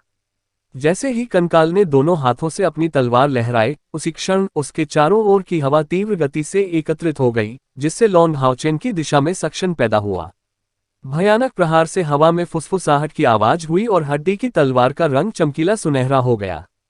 सभी अपेक्षाओं के विपरीत इस हमले की शक्ति के कारण लॉन्ग हाओचेन भी असहाय महसूस करने लगा और इसे रोकने में लगभग असमर्थ हो गया। ये झटका लॉन्ग हाओचेन को ऐसा लगा मानो ये स्वर्ग और पृथ्वी को विभाजित कर सकता है, और सबसे भयानक पहलू उसकी आक्रमण शक्ति नहीं थी, बल्कि उसके पास मौजूद दमनकारी शक्ति थी, जिसने लॉन्ग हाओचेन को उसके खिलाफ जाने के लिए सब कुछ दांव पर लगाने के लिए मजबूर कर दिया। अध्याय 246 शाश्वत राग भाग 2। उग्र पत्तियों की 2 किरणें आपस में जुड़ गईं और आध्यात्मिक ऊर्जा पूरे परिवेश में फैल गई। जैसे ही तलवारों ने सूरज की रोशनी का शानदार प्रहार किया, वे आपस में जुड़ गईं, एक क्रॉस कट बनाते हुए उस हड्डी की तलवार का स्वागत किया। तेज रोशनी वाली आतिशबाजी की उपस्थिति के साथ एक दूर तक हुआ विस्फोट हुआ, जिससे लगभग 100 वर्ग मीटर के क्षेत्र में आसपास का वातावरण रोशन हो गया। लॉन्ग हाओचेन हाथ में blue rain, hibiscus of light लेकर बाहर निकले और ड्रैगन के रोने की तरह गुंजन कर रहे थे, क्योंकि उनका पूरा शरीर सुनहरे रंग में चमक रहा था और सोल लिंक चेन की जीवन शक्ति बाहर आ गई थी। अभी पहाड़ पर उसके साथी इस झटके से होने वाले नुकसान का एक हिस्सा लेने के लिए तैयार थे। कंकाल के हमले में वास्तव में भयानक आक्रामक शक्ति थी, और वास्तव में लॉन्ग हाओचेन के हमले में प्रकाश की तरंगों, sunlight brilliant strike, sunlight fire और क्रॉस स्ट्राइक इंस्टेंट बर्स्ट की 4 क्षमताएं शामिल थीं, जो भारी मात्रा में आध्यात्मिक ऊर्जा का उपभोग करती थीं। नीली वर्षा, प्रकाश के हिबिकस की उपयोगिता, और फिर भी इतने भयानक प्रहार को बलपूर्वक नष्ट कर दिया गया था, और यह इस आधार पर था कि इस कंकाल का प्रहार उसके अपने प्रहार की तरह अच्छी तरह से तैयार होने से बहुत दूर था। अब लॉन्ग हाओचेन पूरी तरह से आश्वस्त हो सकता था कि यदि यह इस तथ्य के लिए नहीं होता कि यह blue rain, hibiscus of light था जिसने इस कंकाल का सामना किया और उसका हथियार अच्छा नहीं था, तो वह शायद अब तक समाप्त हो गया होता। दोनों ब्लेड टूट गए थे, लेकिन यदि पवित्र आत्मा की तलवार उनके सामने होती, तो संभवतः ये कुछ भी नष्ट नहीं होती। उसके दोनों हाथों के दोनों अंगूठे केवल टूटे हुए थे, उसकी बाहें लंगड़ी हुई थीं और दर्द महसूस हो रहा था। इस कंकाल को सहन करना मेरी अपेक्षा से अधिक कठिन है। ऐसा लगता है कि न केवल उनकी आध्यात्मिक ऊर्जा 6ठे चरण तक पहुंच गई, यह उनकी क्षमताओं के लिए भी वैसा ही है। उड़ने में सक्षम न होने के अलावा ये कंकाल बिल्कुल 6ठे चरण वाले रेडिएंट नाइट जैसा है। हालांकि मारपीट के आदान प्रदान से कंकाल लॉन्ग हाओचेन से बेहतर नहीं था। उसकी औसत गुणवत्ता वाली हड्डी का ब्लेड पहले ही टूट चुका था, और ब्लू रेन, लॉन्ग हाओचेन के हाथ में प्रकाश का हिबिकस उसकी छाती पर एक गहरा निशान छोड़ गया था। उसके शरीर में जल रही बिल्कुल नई सूर्य की रोशनी की आग से इस कंकाल को कम से कम गंभीर रूप से घायल माना जा सकता है। ये तो दोनों में से एक था, लेकिन दूसरे के बारे में क्या? लॉन्ग हाओ चेन मुश्किल से उठे, अपने शरीर की आध्यात्मिक ऊर्जा को अपनी आंखों में स्थानांतरित करते हुए हाओ यू की दिशा में नजर डाली। फिर उसकी पहले की इत्मीनान भरी निगाहें तुरंत पूरी तरह से अपारदर्शी हो गईं। एक धमाके के साथ वह कंकाल हाओ यू की पूंछ से उड़कर उसकी छाती के आर पार हो गया। उड़ते हुए वह सूर्य की अग्नि की दाहक शक्ति से पीड़ित कंकाल से टकराया और ये दोनों एक साथ कोयले में बदल गए। हाओ यू की शारीरिक युद्ध क्षमता इतनी शक्तिशाली कैसे हो सकती है? ये पहला विचार उसके मन में तब आया जब उसने हाओ यू को हमला करने के लिए अपने शरीर का उपयोग करते देखा। इसके तुरंत बाद अगली चीज जो उसने देखी वह बार बार मंत्रों की बौछार थी। निम्न श्रेणी के प्रकाश तत्व, अग्नि तत्व और वायु तत्व मंत्र हवा और बारिश की तरह इन दो कंकालों पर फेंके गए थे, और हालांकि यह उन्हें नष्ट करने के लिए पर्याप्त नहीं था, इसकी शक्ति उन्हें दबाने के लिए पर्याप्त थी, जिससे वे फिलहाल हिलने डुलने में असमर्थ हो गए। लॉन्ग हाओ चेन ने एक गहरी सांस ली, मन ही मन सोचा कि अब तक हाओ यू को कम से कम छठे चरण साधना स्तर के चरम पर एक जादुई जानवर होना चाहिए, और ये तीसरे चरण के मंत्र थे। उपकरणों के बावजूद और ताकत के मामले में यह जरूरी नहीं कि हाओ यू का मुकाबला हो।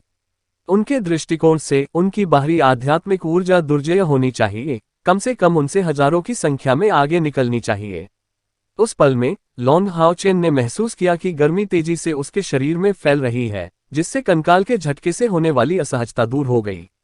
उसके पूरे शरीर की सभी हड्डियां गर्मी से भरी हुई थीं और उसकी बाहों से होने वाला दर्द भी काफी हल्का हो गया था। यहां तक कि उनके अंगूठे पर लगे घाव से खून बहना भी बंद हो गया। इसमें कोई शक नहीं कि इटर्नल मेलोडी पेंडेंट ने लॉन्ग हाओ चेन को इतनी शक्तिशाली आत्म पुनर्प्राप्ति क्षमता प्रदान की।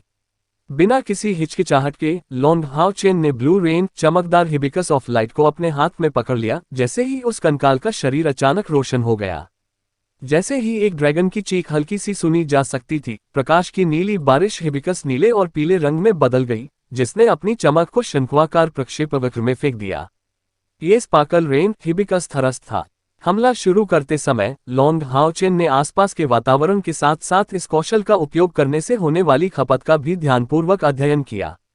उन्हें सुखद आश्चर्य हुआ जब उन्हें पता चला कि blue rain hibiscus of light के विकास के साथ हमले की आध्यात्मिक ऊर्जा खपत बहुत कम हो गई थी, और हालांकि इसमें अभी भी 2000 इकाइयों की खपत हुई थी, यह ऐसा हमला नहीं था जिससे उन्हें सब कुछ खोना पड़े उसकी लड़ने की ताकत का। सिर्फ एक बार डालने के बाद। लेकिन आध्यात्मिक ऊर्जा की खपत के साथ साथ ब्रिलियंट रेन हिबिकस थरस्ट की शक्ति कम होने के बजाय और भी अधिक अत्याचारी हो गई थी। मूल रूप से इस हमले ने दो तत्वों की चमक को मिलाकर एक दुर्जेय भेदी शक्ति उत्पन्न की, लेकिन इस बार यह वैसा नहीं था। हवा में उठते हुए नीली चमक धीरे धीरे गायब हो गई, पूरी तरह से सुनहरी चमक में मिल गई, एक बार लक्ष्य पर निशाना साधते हुए। कंकाल का पूरा शरीर अचानक बर्फीला सफेद हो गया, आश्चर्यजनक रूप से जम गया। टकराना। वह कंकाल जिसे आग बुझाने में कठिनाई हो रही थी, तुरंत राख में बदल दिया गया, और ब्रिलियंट रेन हिबिकस थरस्ट ने उसके चारों ओर एक नीला घेरा फैला दिया, यहां तक कि अपने साथी को विलंबित कर दिया और हाओ यू द्वारा डाले गए मंत्रों की बौछार को बढ़ा दिया। आखिरकार उन्हें एक से छुटकारा मिल गया। लॉन्ग हाओ चेन ने आखिरकार अपनी सांसें ढीली कर दी और उसी क्षण एक रहस्यमय दृश्य घटित हुआ। लॉन्ग हाओ चेन के सामने बिजली की तरह एक सफेद रोशनी दिखाई दी, और लॉन्ग हाओ चेन ने इसे अनजाने में अवरुद्ध करने के लिए पवित्र आत्मा तलवार का उपयोग किया। लेकिन टक्कर के बाद ये सफेद रोशनी थोड़ी सी भी रुकी नहीं, लॉन्ग हाओ चेन के शरीर में मिल गई। अगले ही पल तुरंत उसके सीने में आरामदायक गर्मी का एहसास भर गया। लॉन्ग हाओ चेन ने जल्दी से अपने शरीर का निरीक्षण किया। उन्हें ये जानकर आश्चर्य हुआ कि पवित्र आत्मा स्टोव के किनारे पर एक सफेद तरल तैर रहा था, जो विशेष रूप से शुद्ध था। उनमें कोई मौलिक गुण नहीं थे, लेकिन वे बेहद केंद्रित थे। लॉन्ग हाओ चेन को पूरा यकीन था कि उस सफेद तरल ऊर्जा में से एक भी तरल आध्यात्मिक ऊर्जा की 10 बूंदों के बराबर पर्याप्त थी। दो कंकालों में से केवल एक ही बचा था, बाकी लड़ाई के लिए कोई सस्पेंस नहीं था। लॉन्ग हाओ चेन ने हाओ यू के साथ अपने समन्वय के साथ साथ अपनी होली स्पिरिट स्टोव की आकर्षण क्षमता का फायदा उठाया। कंकाल को पहले की तरह उसी हमले को रोकने का कोई मौका दिए बिना उसने इस तथ्य का फायदा उठाया कि उसकी रक्षा क्षमताएं इतनी अच्छी नहीं थीं कि उसकी आक्रामक शक्ति उसकी निम्न बुद्धि के साथ मिलकर उससे छुटकारा पा सके। हालांकि इन दो कंकालों के निपटान के बाद लॉन्ग हाओ चेन को शारीरिक और मानसिक रूप से थकावट महसूस हुई। उन्हें ये जानकर आश्चर्य हुआ कि उनकी 80% से अधिक आध्यात्मिक ऊर्जा खर्च हो गई थी। यहां तक कि हाओ यू की जादुई शक्ति का एक बड़ा हिस्सा भी खत्म हो गया। जैसे ही उसने दूसरे कंकाल से छुटकारा पाया, पिछली बार की तरह ही सफेद तरल की एक और बूंद उसके शरीर में प्रवेश कर गई।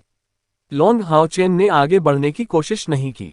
वह जानता था कि उसकी वर्तमान स्थिति में यदि उसे अधिक नहीं तो 2 और कंकालों का सामना करना पड़ेगा तो उसे सफलता की कोई संभावना नहीं होगी।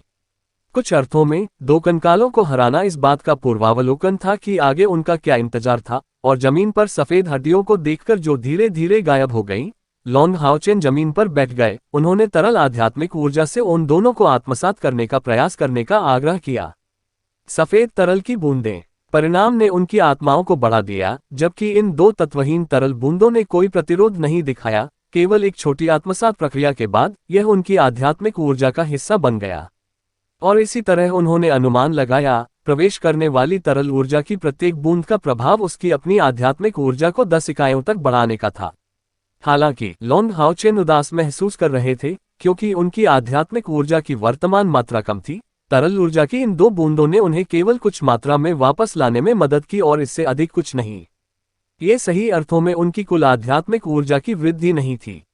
लॉन्ग हाओचेन को तुरंत अपनी गलती का एहसास हुआ।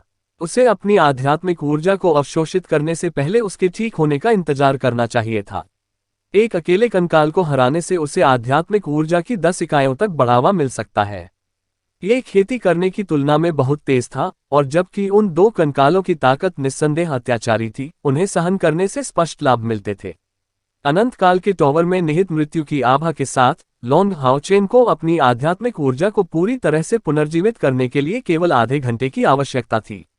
एक बार फिर उठकर लॉन्ग हाओचेन ने यह सोचकर आगे बढ़ना जारी नहीं रखा कि उसे वह जगह छोड़नी होगी। टावर ऑफ इटर्निटी में इस अनुभव ने उसे बहुत आश्चर्यचकित कर दिया, और वह इस स्लीपिंग कैलामिटी एलेक्स के बारे में भी बहुत उत्सुक था। हालांकि वह स्पष्ट रूप से समझ गया था कि केवल 7वें चरण तक पहुंचकर ही वह हजारों वर्षों से मौजूद इस टॉवर को चुनौती देने का प्रयास करने के लिए वास्तव में योग्य होगा। और यह स्पष्ट रूप से कुछ ऐसा नहीं था जो वह मात्र 1 या 2 दिन में कर सकता था।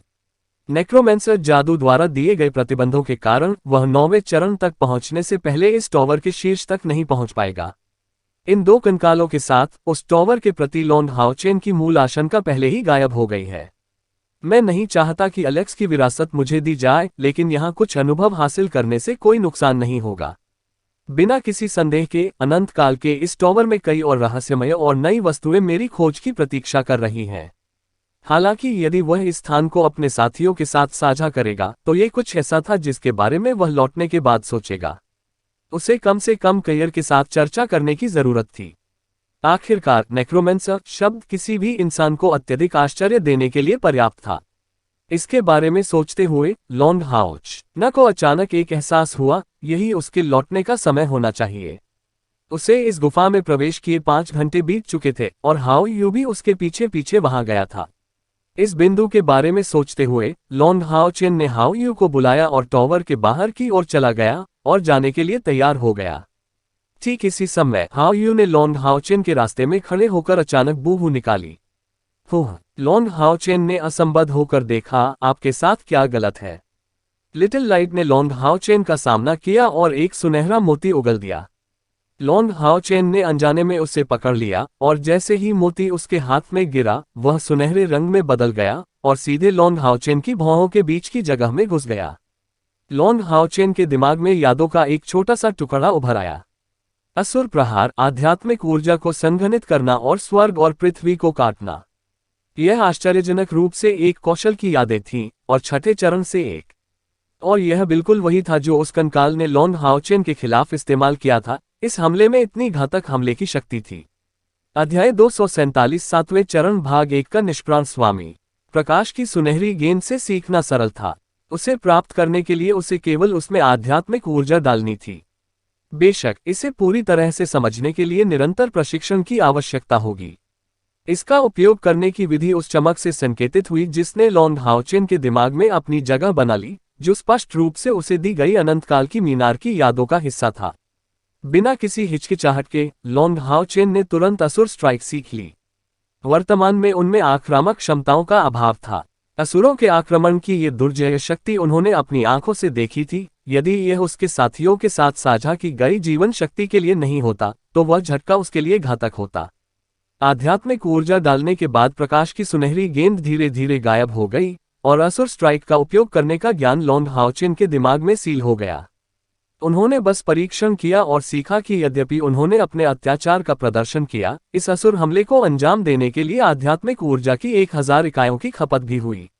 ऐसा लगता था कि इसकी खपत ब्रिलियंट रेन, हिबिकस रिब जैसे जादू के लिए उतनी बढ़िया नहीं थी, लेकिन किसी को यह नहीं भूलना चाहिए कि ब्रिलियंट रेन, हिबिकस रिब एक हथियार द्वारा लाई गई अतिरिक्त क्षमता थी, और इस तरह इसने उत्तेजना से अपनी ताकत हासिल की, हथियार की आध्यात्मिक ऊर्जा। और इसके अलावा यह न केवल इसकी शक्ति थी बल्कि इसकी सीमा भी महान थी। जबकि असुर प्रहार कौशल के कारण उसकी आक्रामक सीमा आध्यात्मिक ऊर्जा की सीमा तक ही सीमित थी और कुछ नहीं। निस्संदेह असुर स्ट्राइक में भी कुछ अच्छे बिंदु थे जो 5 मीटर की सीमा के भीतर दुश्मनों द्वारा इस्तेमाल किए गए किसी भी कौशल को नजरअंदाज करने में सक्षम था। ये सरल बात उनकी आध्यात्मिक ऊर्जा की अत्यधिक खपत के दोष को दूर करने के लिए पर्याप्त थी। आखिरकार यह कहना और करना था, इस कौशल का उपयोग करना आसान नहीं था, लेकिन आक्रामक श्रेणी में ये छठे चरण के सर्वश्रेष्ठ में से एक होना चाहिए, योद्धाओं और शूरवीरों द्वारा उपयोग किए जाने योग्य कौशल। यदि प्रकाश की तरंगों द्वारा लाए गए प्रवर्धन को जोड़ दिया जाए तो इस हमले की दुर्जेय शक्ति के स्तर तक पहुंच सकती है। उनके लाभों की तुलना करते समय उन्होंने सोचा कि असुर स्ट्राइक निश्चित रूप से उनकी ताकत बढ़ा सकती है, लेकिन सबसे महत्वपूर्ण इनाम टॉवर ऑफ इटर्निटी में प्राप्त जानकारी थी।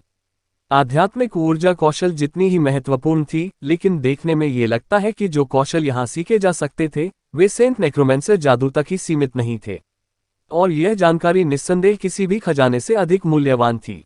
यदि वह यहाँ रहकर प्रशिक्षण ले सके तो उसकी ताकत किसी भी अन्य की तुलना में कई गुना तेजी से बढ़ जाएगी। गहरी सांस लेने में अपनी ताकत लगाते हुए लॉन्ग हाओचेन ने उसकी इच्छाओं को शांत करने की पूरी कोशिश की। ऐसा लग रहा था कि उसे अपने साथियों को यहाँ अपने साथ चलने के लिए कहने का कोई तरीका सोचना होगा। अगर यह कोई और होता तो उसका पहला विचार इस जगह पर एकाधिकार जमाना होता, लेकिन लॉन्ग हाओचेन ने ऐसा नहीं सोचा। हालांकि अकेले आने से उसे रहस्य रखने में मदद मिलेगी और वह अपनी ताकत में तेजी से सुधार कर सकेगा। यह देखते हुए कि राक्षसी सेनाएं कितनी शक्तिशाली थीं, वह सिर्फ खुद पर भरोसा करके 72 राक्षस देवताओं का सामना कैसे कर सकता था, जो निस्संदेह एक मूर्खतापूर्ण सपने से अधिक कुछ नहीं होगा। प्रकाश का वंशज न केवल अच्छा और ईमानदार था बल्कि उसमें और भी कई बुनियादी गुण थे। शुरू से अंत तक लॉन्ग हाओचेन ने यहाँ अकेले आने के बारे में नहीं सोचा। हाओयू, चलो चलें। लॉन्ग हाओचेन ने हाओयू की पीठ पर कूदते हुए धीमी आवाज में कहा। हाओयू के 3 सिर एक साथ धीमी आवाज में दहाड़ते हुए टॉवर ऑफ इटर्निटी के द्वार से बाहर की ओर बढ़ रहे थे, और जैसे ही उसने अनंत काल के टॉवर को छोड़ा, लॉन्ग हाओचेन को ऐसा महसूस हुआ मानो उसकी छाती पर शाश्वत मेलोडी पेंडेंट जलते हुए कोयले के कुछ टुकड़ों में बदल गया हो, क्योंकि वह उससे होने वाली हिंसक जलन की भावना से दहाड़ने के अलावा कुछ नहीं कर सकता था। तुरंत ही उसमें से एक तीखी सिसकारी फूट पड़ी। लॉन्ग हाओचेन के शरीर से एक तेज सुनहरी चमक फूटी जिसने हाओयू और खुद को अंदर समा लिया। फुसफुसाहट अभी भी सुनी जा सकती थी, लेकिन इससे उन्हें कोई चोट नहीं आई। अपना सिर विपरीत दिशा में घुमाते हुए उसने देखा कि अनगिनत भूत पहले की तुलना में कम से कम 10 गुना तेजी से टॉवर ऑफ इटर्निटी की दिशा से एकत्र हो रहे थे, और टावर ऑफ इटर्निटी से जो राख जैसा भूरा रंग निकला, ऐसा लग रहा था मानो ये तीव्र लपटों से आया हो। पलक झपकते ही ये भूत पहले से ही टॉवर ऑफ इटर्निटी से पूरी तरह जुड़ चुके थे। अगले ही पल में लॉन्ग हाओचेन ने एक ऐसा दृश्य देखा जिसे उसके पूरे जीवन में भूलना मुश्किल होगा। शंक्वाकार गुफा के ठीक शिखर पर एक विशाल काला खोखला धीरे धीरे खुल गया, जिससे पूरी गुफा हिंसक रूप से हिल गई और पूरी गुफा डूब गई। तुरंत अनंत काल का टॉवर अप्रत्याशित रूप से प्रकाश की घूमती हुई चमकदार किरणों से भ्रामक हो गया, जिससे गुफा से पूरी तरह गायब होने से पहले एक ध्वनि उत्पन्न हुई। फिर ब्लैक होल बंद हो गया और अपने पूर्व विस्तृत आकार से वह अचानक गुफा से गायब हो गया। फिर अनायास ही सीटी बजना बंद हो गया। आलिंगन की भावना उसके सीने से गायब हो गई। लॉन्ग हाओचेन को इससे जुड़ाव की एक अवर्णनीय अनुभूति महसूस हुई। ऐसा लग रहा था कि बिना कुछ सोचे समझे वह इस पुल से जुड़ सकेगा। हाओयू ने लॉन्ग हाओचेन का वजन उठाया और लिटिल ग्रीन ने उस पर एक फ्लोट तकनीक डाली, जिससे वह हल्का हो गया और लॉन्ग हाओचेन के मार्गदर्शन में दीवारों पर चढ़ गया। हालांकि वंश का समय खतरनाक था, ऐसा इसलिए था क्योंकि हाओचेन एक अज्ञात स्थान पर उतर रहा था, लेकिन हाओयू के बेहद मजबूत अंगों के साथ वह आसानी से दीवारों पर चढ़ने में कामयाब रहा। अचानक लॉन्ग हाओचेन आश्चर्य से भर गया जब उसने अपनी कमर पर रिकॉर्डिंग रत्न को महसूस करने के लिए अपना हाथ उठाया। उसकी अभिव्यक्ति अचानक भद्दी लग रही थी। इसका सीधा सा कारण ये था कि अनंतकाल के टॉवर की खोज के आश्चर्य में वह इसे बंद करना पूरी तरह से भूल गया था। यदि टावर ऑफ इटर्निटी के अंदर सब कुछ खोजा गया तो वह सैनिक great fourth demon hunt squad के सदस्यों को क्या बताएगा और वह इस मिशन पर कैसे रिपोर्ट करेंगे। ऐसा नहीं था कि वह टेम्पल एलायंस के सामने टावर ऑफ इटर्निटी का रहस्य उजागर होने से डर रहा था, बल्कि महत्वपूर्ण बात यह थी कि इस टावर की चाबी इटर्नल मेलोडी का पेंडेंट पहले ही उसके शरीर का पूरा हिस्सा बन चुका था। इससे निस्संदेह वह बड़ी मुसीबत में फंस जाएगा। एक भाग्यशाली अवसर के लिए प्रार्थना करते हुए लॉन्ग हाओचेन ने रिकॉर्डिंग जेम में ऊर्जा डाली और उसमें दर्ज की गई सामग्री की जांच की। रिकॉर्डिंग जेम से निकली एक चमक एक छवि में बदल गई जिसका व्यास 1 मीटर था। लॉन्ग हाओचेन के सामने दिखाई दिया। गुफा में उनके प्रवेश से शुरू होने वाला रिकॉर्ड सामने आना शुरू हुआ और अपनी आध्यात्मिक ऊर्जा को नियंत्रित करके लॉन्ग हाओचेन ने रिकॉर्ड की प्रदर्शन गति को नियंत्रित किया। क्योंकि यह लॉन्ग हाओचेन की कमर पर लटका हुआ था, रिकॉर्डिंग जेम स्वाभाविक रूप से लॉन्ग हाओचेन की प्रकाश की तरंगों को समझने की प्रक्रिया को रिकॉर्ड नहीं कर सका, केवल लॉन्ग हाओचेन की प्रत्येक उपस्थिति में हिसिंग का विरोध करने की प्रक्रिया को रिकॉर्ड कर सका। लॉन्ग हाओचेन के नियंत्रण में मणि अंततः उस क्षण तक पहुंच गई जब लॉन्ग हाओचेन गुफा के भूमिगत हिस्से में पहुंच गया था। वह सब उस क्षण को रिकॉर्ड किया गया था जब वे दो क्रोध उसकी ओर दौड़े थे। इस बिंदु के बाद दृश्य अचानक स्पष्ट हो गया और सब कुछ वहीं रुक गया और कुछ नहीं। जैसे ही उन्होंने रिकॉर्डिंग जेम को देखा और उसे एक रूप देने के लिए उसमें अपनी अधिक आध्यात्मिक ऊर्जा डाली, परिणाम बिल्कुल वैसा ही था। छवि अंततः उस दृश्य पर रुकी जिसमें लॉन्ग हाओचेन पर राक्षसों द्वारा हमला किया जा रहा था। रिकॉर्डिंग जेम की ट्रैकिंग क्षमता से टॉवर ऑफ इटर्निटी को अप्रत्याशित रूप से हटा दिया गया था। जिस तरह लॉन्ग हाओचेन लगातार मणि की सामग्री का निरीक्षण कर रहा था, डेसोलेट विस्लिंग कैवन के प्रवेश द्वार पर दृश्य उतना शांत नहीं था जितना कोई उम्मीद कर सकता था।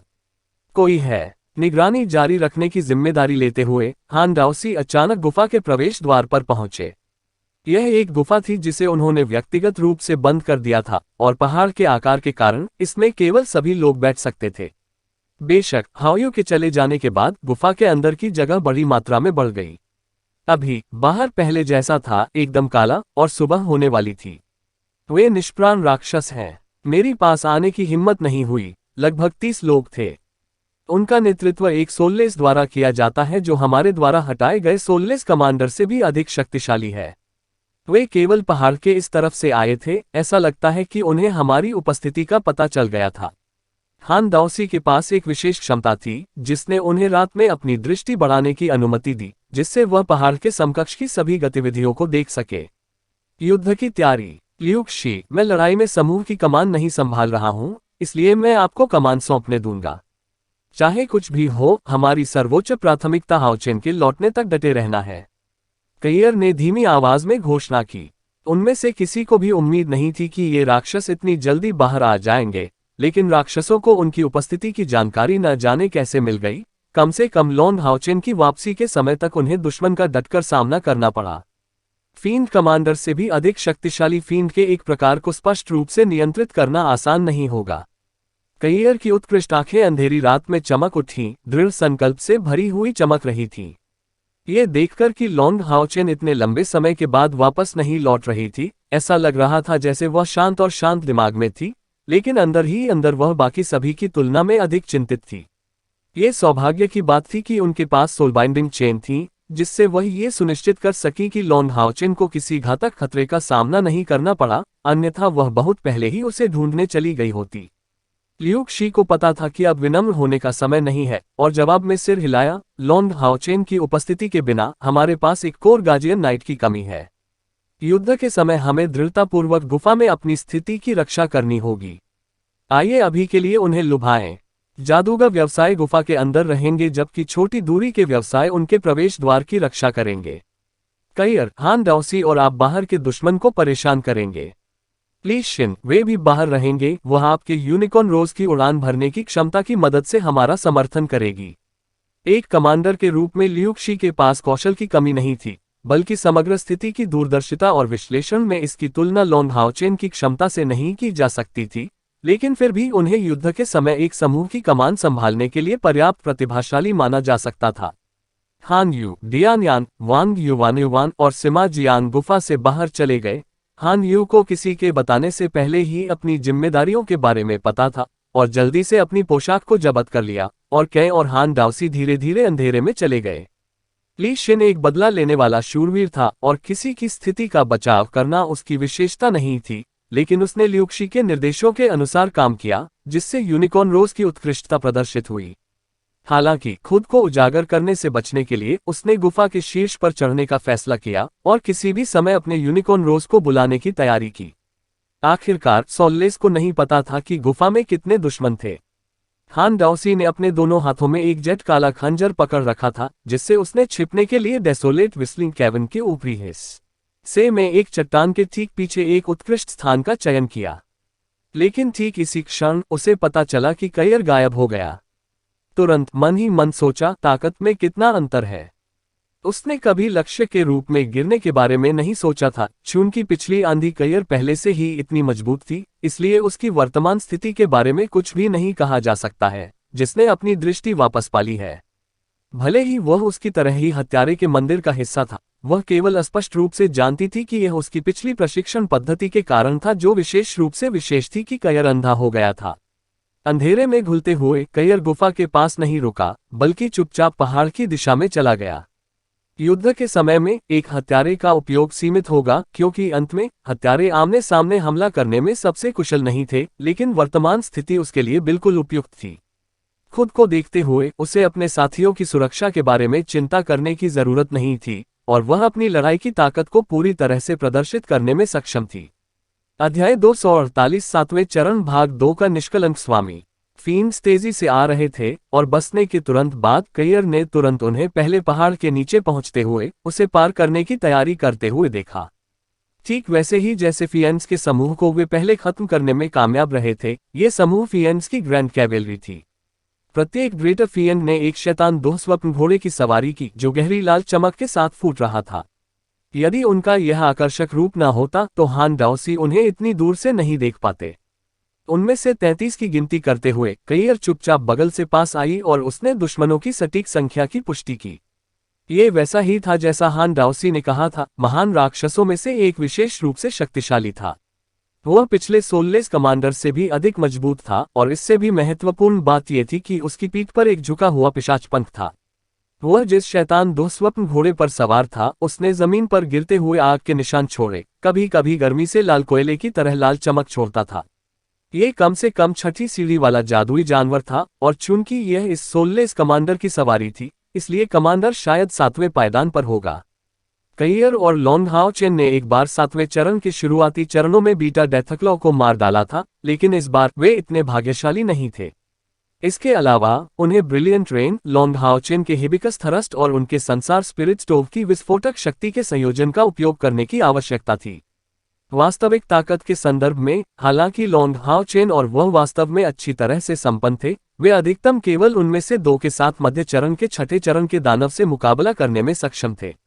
ये 7वां चरण फींड अब केवल फींड लीडर नहीं था, बल्कि एक फींड लॉर्ड था।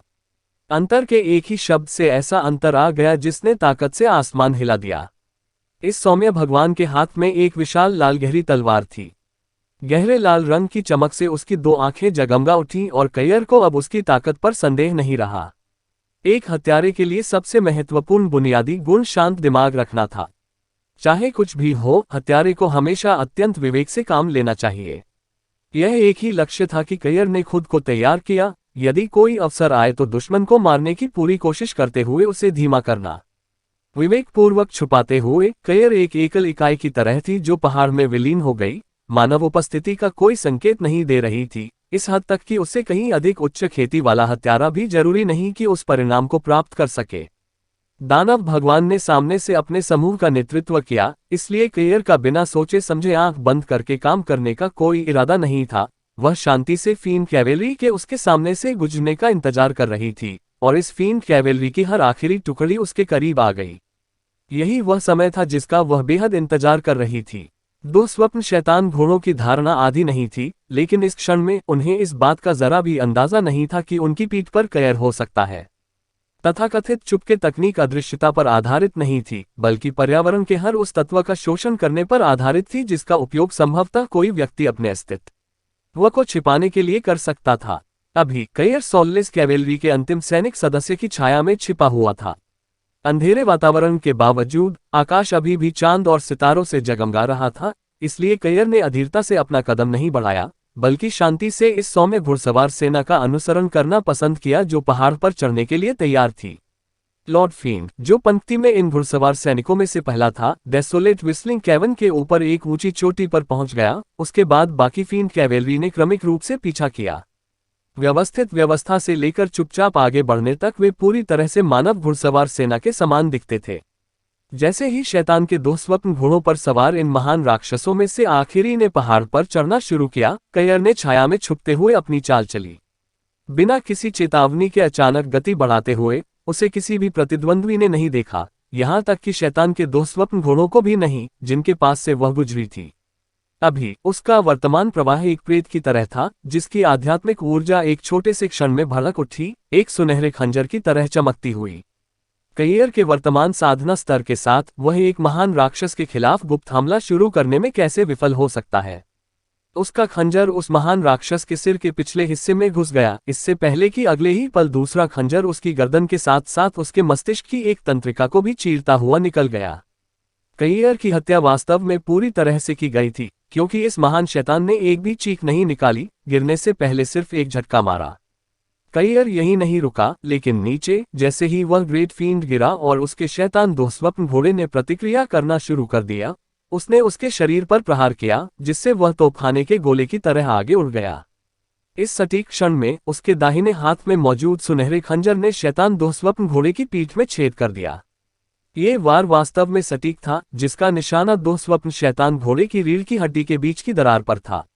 इसमें अपनी अत्याचारी आध्यात्मिक ऊर्जा का संचार करते हुए उसने शैतान 2 स्वप्न घोड़े को जमीन पर गिरने से पहले एक दयनीय चीख निकालने के लिए मजबूर कर दिया, जिससे वह पूरी तरह से लकवाग्रस्त हो गया।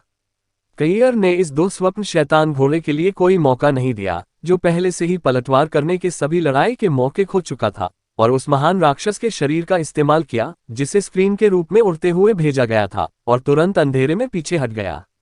जोशपूर्वक लड़ाई जारी रखने पर जोर दिए बिना एक झटके के बाद पीछे हट जाना, इस स्थिति में एक असाधारण हत्यारे को यही करना पड़ा।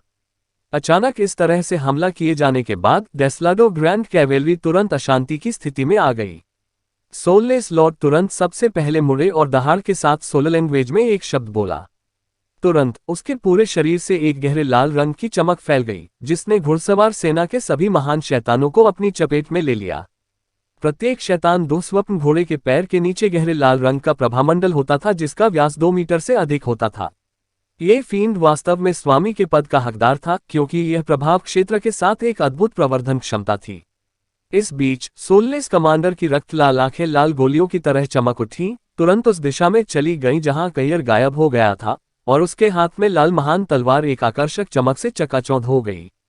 सौम्य भगवान की आंखों में लाल चमक स्पष्ट रूप से एक जांच कौशल थी, लेकिन दुर्भाग्यवश उसे वह लक्ष्य नहीं मिला जिसे खोजना था। यह ऐसा था मानो कयियर पूरी तरह से अंधेरे में गायब हो गया हो। निष्प्राण प्रभु की आंखों से एक भयानक दृष्टि गुजरी और उसके चिल्लाने के साथ निष्प्राण घुड़सवार सेना अपने रास्ते पर चलती रही। अंतर केवल इतना था कि इस बार निष्प्राण प्रभु गठन के मोर्चे पर नहीं रहे, बल्कि इसके बीच में। महान राक्षसों द्वारा उसे घेरने और उसकी रक्षा करने से उसकी गति स्पष्ट रूप से बहुत धीमी हो गई थी। कभी कभी वह अपनी भयानक आंखों को चारों ओर घुमाता था और जो भी संभावित रास्ता उसे मिलता था उसकी ओर देखता था। बेशक कयियर अभी तक वहां से नहीं गई थी, वह अभी भी अंधेरे में छिपी हुई थी। बात सिर्फ इतनी थी कि ये सौम्य कमांडर उसे खोजने में असमर्थ था और इससे अधिक कुछ नहीं। सोललेस सोल्जर की मौत उनके रैंकों में उन्माद पैदा करने के लिए पर्याप्त नहीं होगी, बल्कि इससे उनकी रक्षा को मजबूती मिलेगी। कयियर ने इससे पता लगाया कि फील्ड लॉर्ड को छोड़कर, जो गठन के ठीक बीच में स्थित था, इन ग्रेट फील्ड्स में 2 छठे चरण के फील्ड कमांडर शामिल थे। उस समय एक आगे था और दूसरा पीछे, गठन के सिर और पूंछ के रूप में कार्य कर रहा था, और कयियर के लिए कोई भी आश्चर्यजनक हमला शुरू करना अधिक कठिन बना रहा था। पैशाचिक कमांडर पूरी तरह से गुस्से में था और उसने इस महान पैशाचिक की लाश को उठाने या बुरी तरह से घायल हुए शैतान 2 स्वप्न घोड़े पर ध्यान देने का भी आदेश नहीं दिया। इस भयंकर और उग्र रूप के पीछे नफरत की चमक थी जो लगातार बढ़ती जा रही थी क्योंकि उसने अपनी इंद्रियों को कैयर के निशान खोजने पर केंद्रित किया था। इस सटीक क्षण में सॉल्लेस ग्रैंड कैवेलरी की अग्रिम पंक्ति से एक हल्की सी चीख निकली। मोर्चे पर मौजूद सौम्य भगवान और सौम्य कमांडर की त्वरित प्रतिक्रिया हुई, लगभग एक ही समय में सरपट दौड़ते हुए। जैसा कि 7वें चरण के कमांडर के रूप में अपेक्षित था, जब वे अचानक ऊपर उठते थे तो ये खून के रंग के गोले की तरह दिखाई देता था जिसे शैतान दो स्वप्न घोड़े की पीठ से गोली मार दी जाती थी और अपनी भारी तलवार उठा ली जाती थी। जैसे ही उसकी आवाज बिजली की तरह चमकी, उसकी विशाल खून के रंग की तलवार हवा में लहराई गई, जो खून के रंग की तेज रोशनी के साथ फूट रही थी, जिसमें मछली जैसी गंध थी। इस झटके ने बस लगभग 10 मीटर के क्षेत्र को कवर किया और यह बिना आवाज के पहाड़ी चट्टान को तोड़ने के लिए पर्याप्त था। खून की प्यासी रोशनी ने आसपास के वातावरण को अपने आगोश में ले लिया, जिससे पहाड़ की चट्टानें घुल गईं, जैसे नरक से लावा निकल रहा हो। दुर्भाग्य से, चाहे ये सौम्य भगवान कितना भी मजबूत क्यों न हो, उसके हमले को प्रभावी होने के लिए हिट करने की आवश्यकता थी। और साथ ही जैसे ही उसके मुके में जबरदस्त ताकत थी, उसकी पीठ से एक चीख गूंज रही थी। निष्प्राण भगवान अचानक घूमे और उस छाया की ओर देखने लगे जो धीरे धीरे अंधेरी रात में लुप्त हो गई। इन छठे चरण के फील्ड कमांडरों के हमले हवा में गिरे और एक अन्य ग्रेट फील्ड का सिर उसके दुस्वप्न घोड़े के पीछे से लुढ़क गया, उसकी आंखें बेजान दिखाई दे रही थीं। हो, इस बार निष्प्राण भगवान पूरी तरह क्रोधित थे। क्रोध की गगनभेदी दहाड़ निकालते हुए उसने तुरंत लगातार मंत्रों के एक समूह का जाप किया, जिससे खून के रंग की रोशनी उससे फूट पड़ी, जो एक मोटे खून के रंग के लबादे में बदल गई, जिसने पूरी तरह से सॉल्लेस ग्रैंड कैवेलरी को ढक दिया। इस बार यदि कैयर एक और गुप्त हमला शुरू करना चाहती थी तो उसे पहले अपने बचाव से गुजरना होगा। कैयर ने चुपचाप आह भरी। वह वास्तव में 7वीं सीढ़ी का पावरहाउस कहलाने का हकदार था, जो इतने कम समय में अपना खुद का निर्णय लेने में सक्षम था।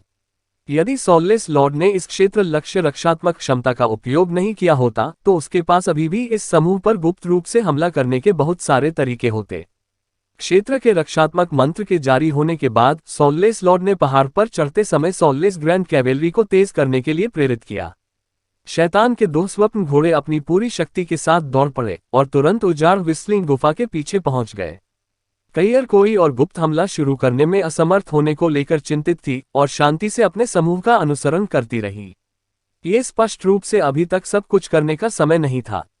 डेविल्स नाइटमेयर हॉर्स वास्तव में तेज थे और स्थलाकृति को तीव्र भी नहीं माना जा सकता था। ऐसा लग रहा था कि वह डेसोलेट विस्लिंग कैवन के स्थान के और करीब आता जा रहा था। आगे अचानक ऊंट कटारों और कांटों का एक बड़ा क्षेत्र प्रकट हो गया। ये कम से कम 1 मीटर लंबा और अत्यधिक मजबूत था।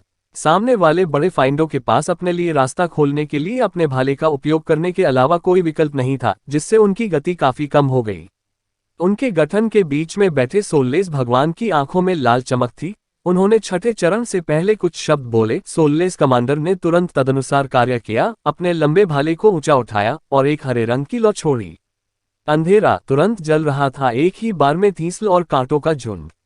उसी समय जब इस कांटेदार वातावरण को जलाया गया तो ग्रेट सोल्लेस कैवेलरी के गठन के बीच से ऊर्जा की लहरें प्रकट हुई और उसमें से एक विशाल चांदी की चमक फूट पड़ी। अंतरिक्ष को एक भयानक भयावह शक्ति के अधीन किया गया था, जिससे कुछ दो स्वप्न शैतान घोड़े हिनहिनाने और छलांग लगाने लगे। उनके शरीर लाल रोशनी से टिमटिमा रहे थे, लेकिन सॉल्लेस लॉर्ड द्वारा जारी किए गए क्षेत्र रक्षात्मक मंत्र के कारण इसके टुकड़े नहीं हुए। सौम्य भगवान खर्राटे लेते हुए शैतान दो स्वप्न के घोड़ों के पास पहुंचे, अंधेरे और आग से भरी गहरी लाल चमक के रूप में जमीन की ओर आगे बढ़ते हुए तेजी से उस स्थान में फैल रही चांदी की रोशनी को दबा दिया। फिर भी ये चांदी की रोशनी पूरी तरह से अक्षम नहीं थी। कम से कम वह सॉल्लेस लॉर्ड द्वारा पहले तैयार किए गए रक्षात्मक क्षेत्र मंत्र को हटाने में कामयाब रहा। अध्याय 249 7वें चरण के अप्रिय स्वामी भाग 3। गुफा में छुपे ये जून का चेहरा पीला पड़ गया था। यह अंतरिक्ष मंत्र जो उसने अभी अभी डाला था एक महत्वपूर्ण उच्च खपत के साथ आया था और उसने नहीं सोचा था कि इसे सोल्लेस लॉर्ड द्वारा इतनी आसानी से अवरुद्ध किया जाएगा, क्योंकि इससे सोल्लेस के रैंकों में कोई नुकसान नहीं हुआ था। ठीक इसी समय दो दानव शिकार दस्तों का आक्रमण पूरे जोरों पर शुरू हो गया था। जैसे ही रक्षात्मक जादू खत्म हुआ, 10 लाल चमकते कांटों ने तुरंत एक गगनभेदी ध्वनि पैदा कर दी।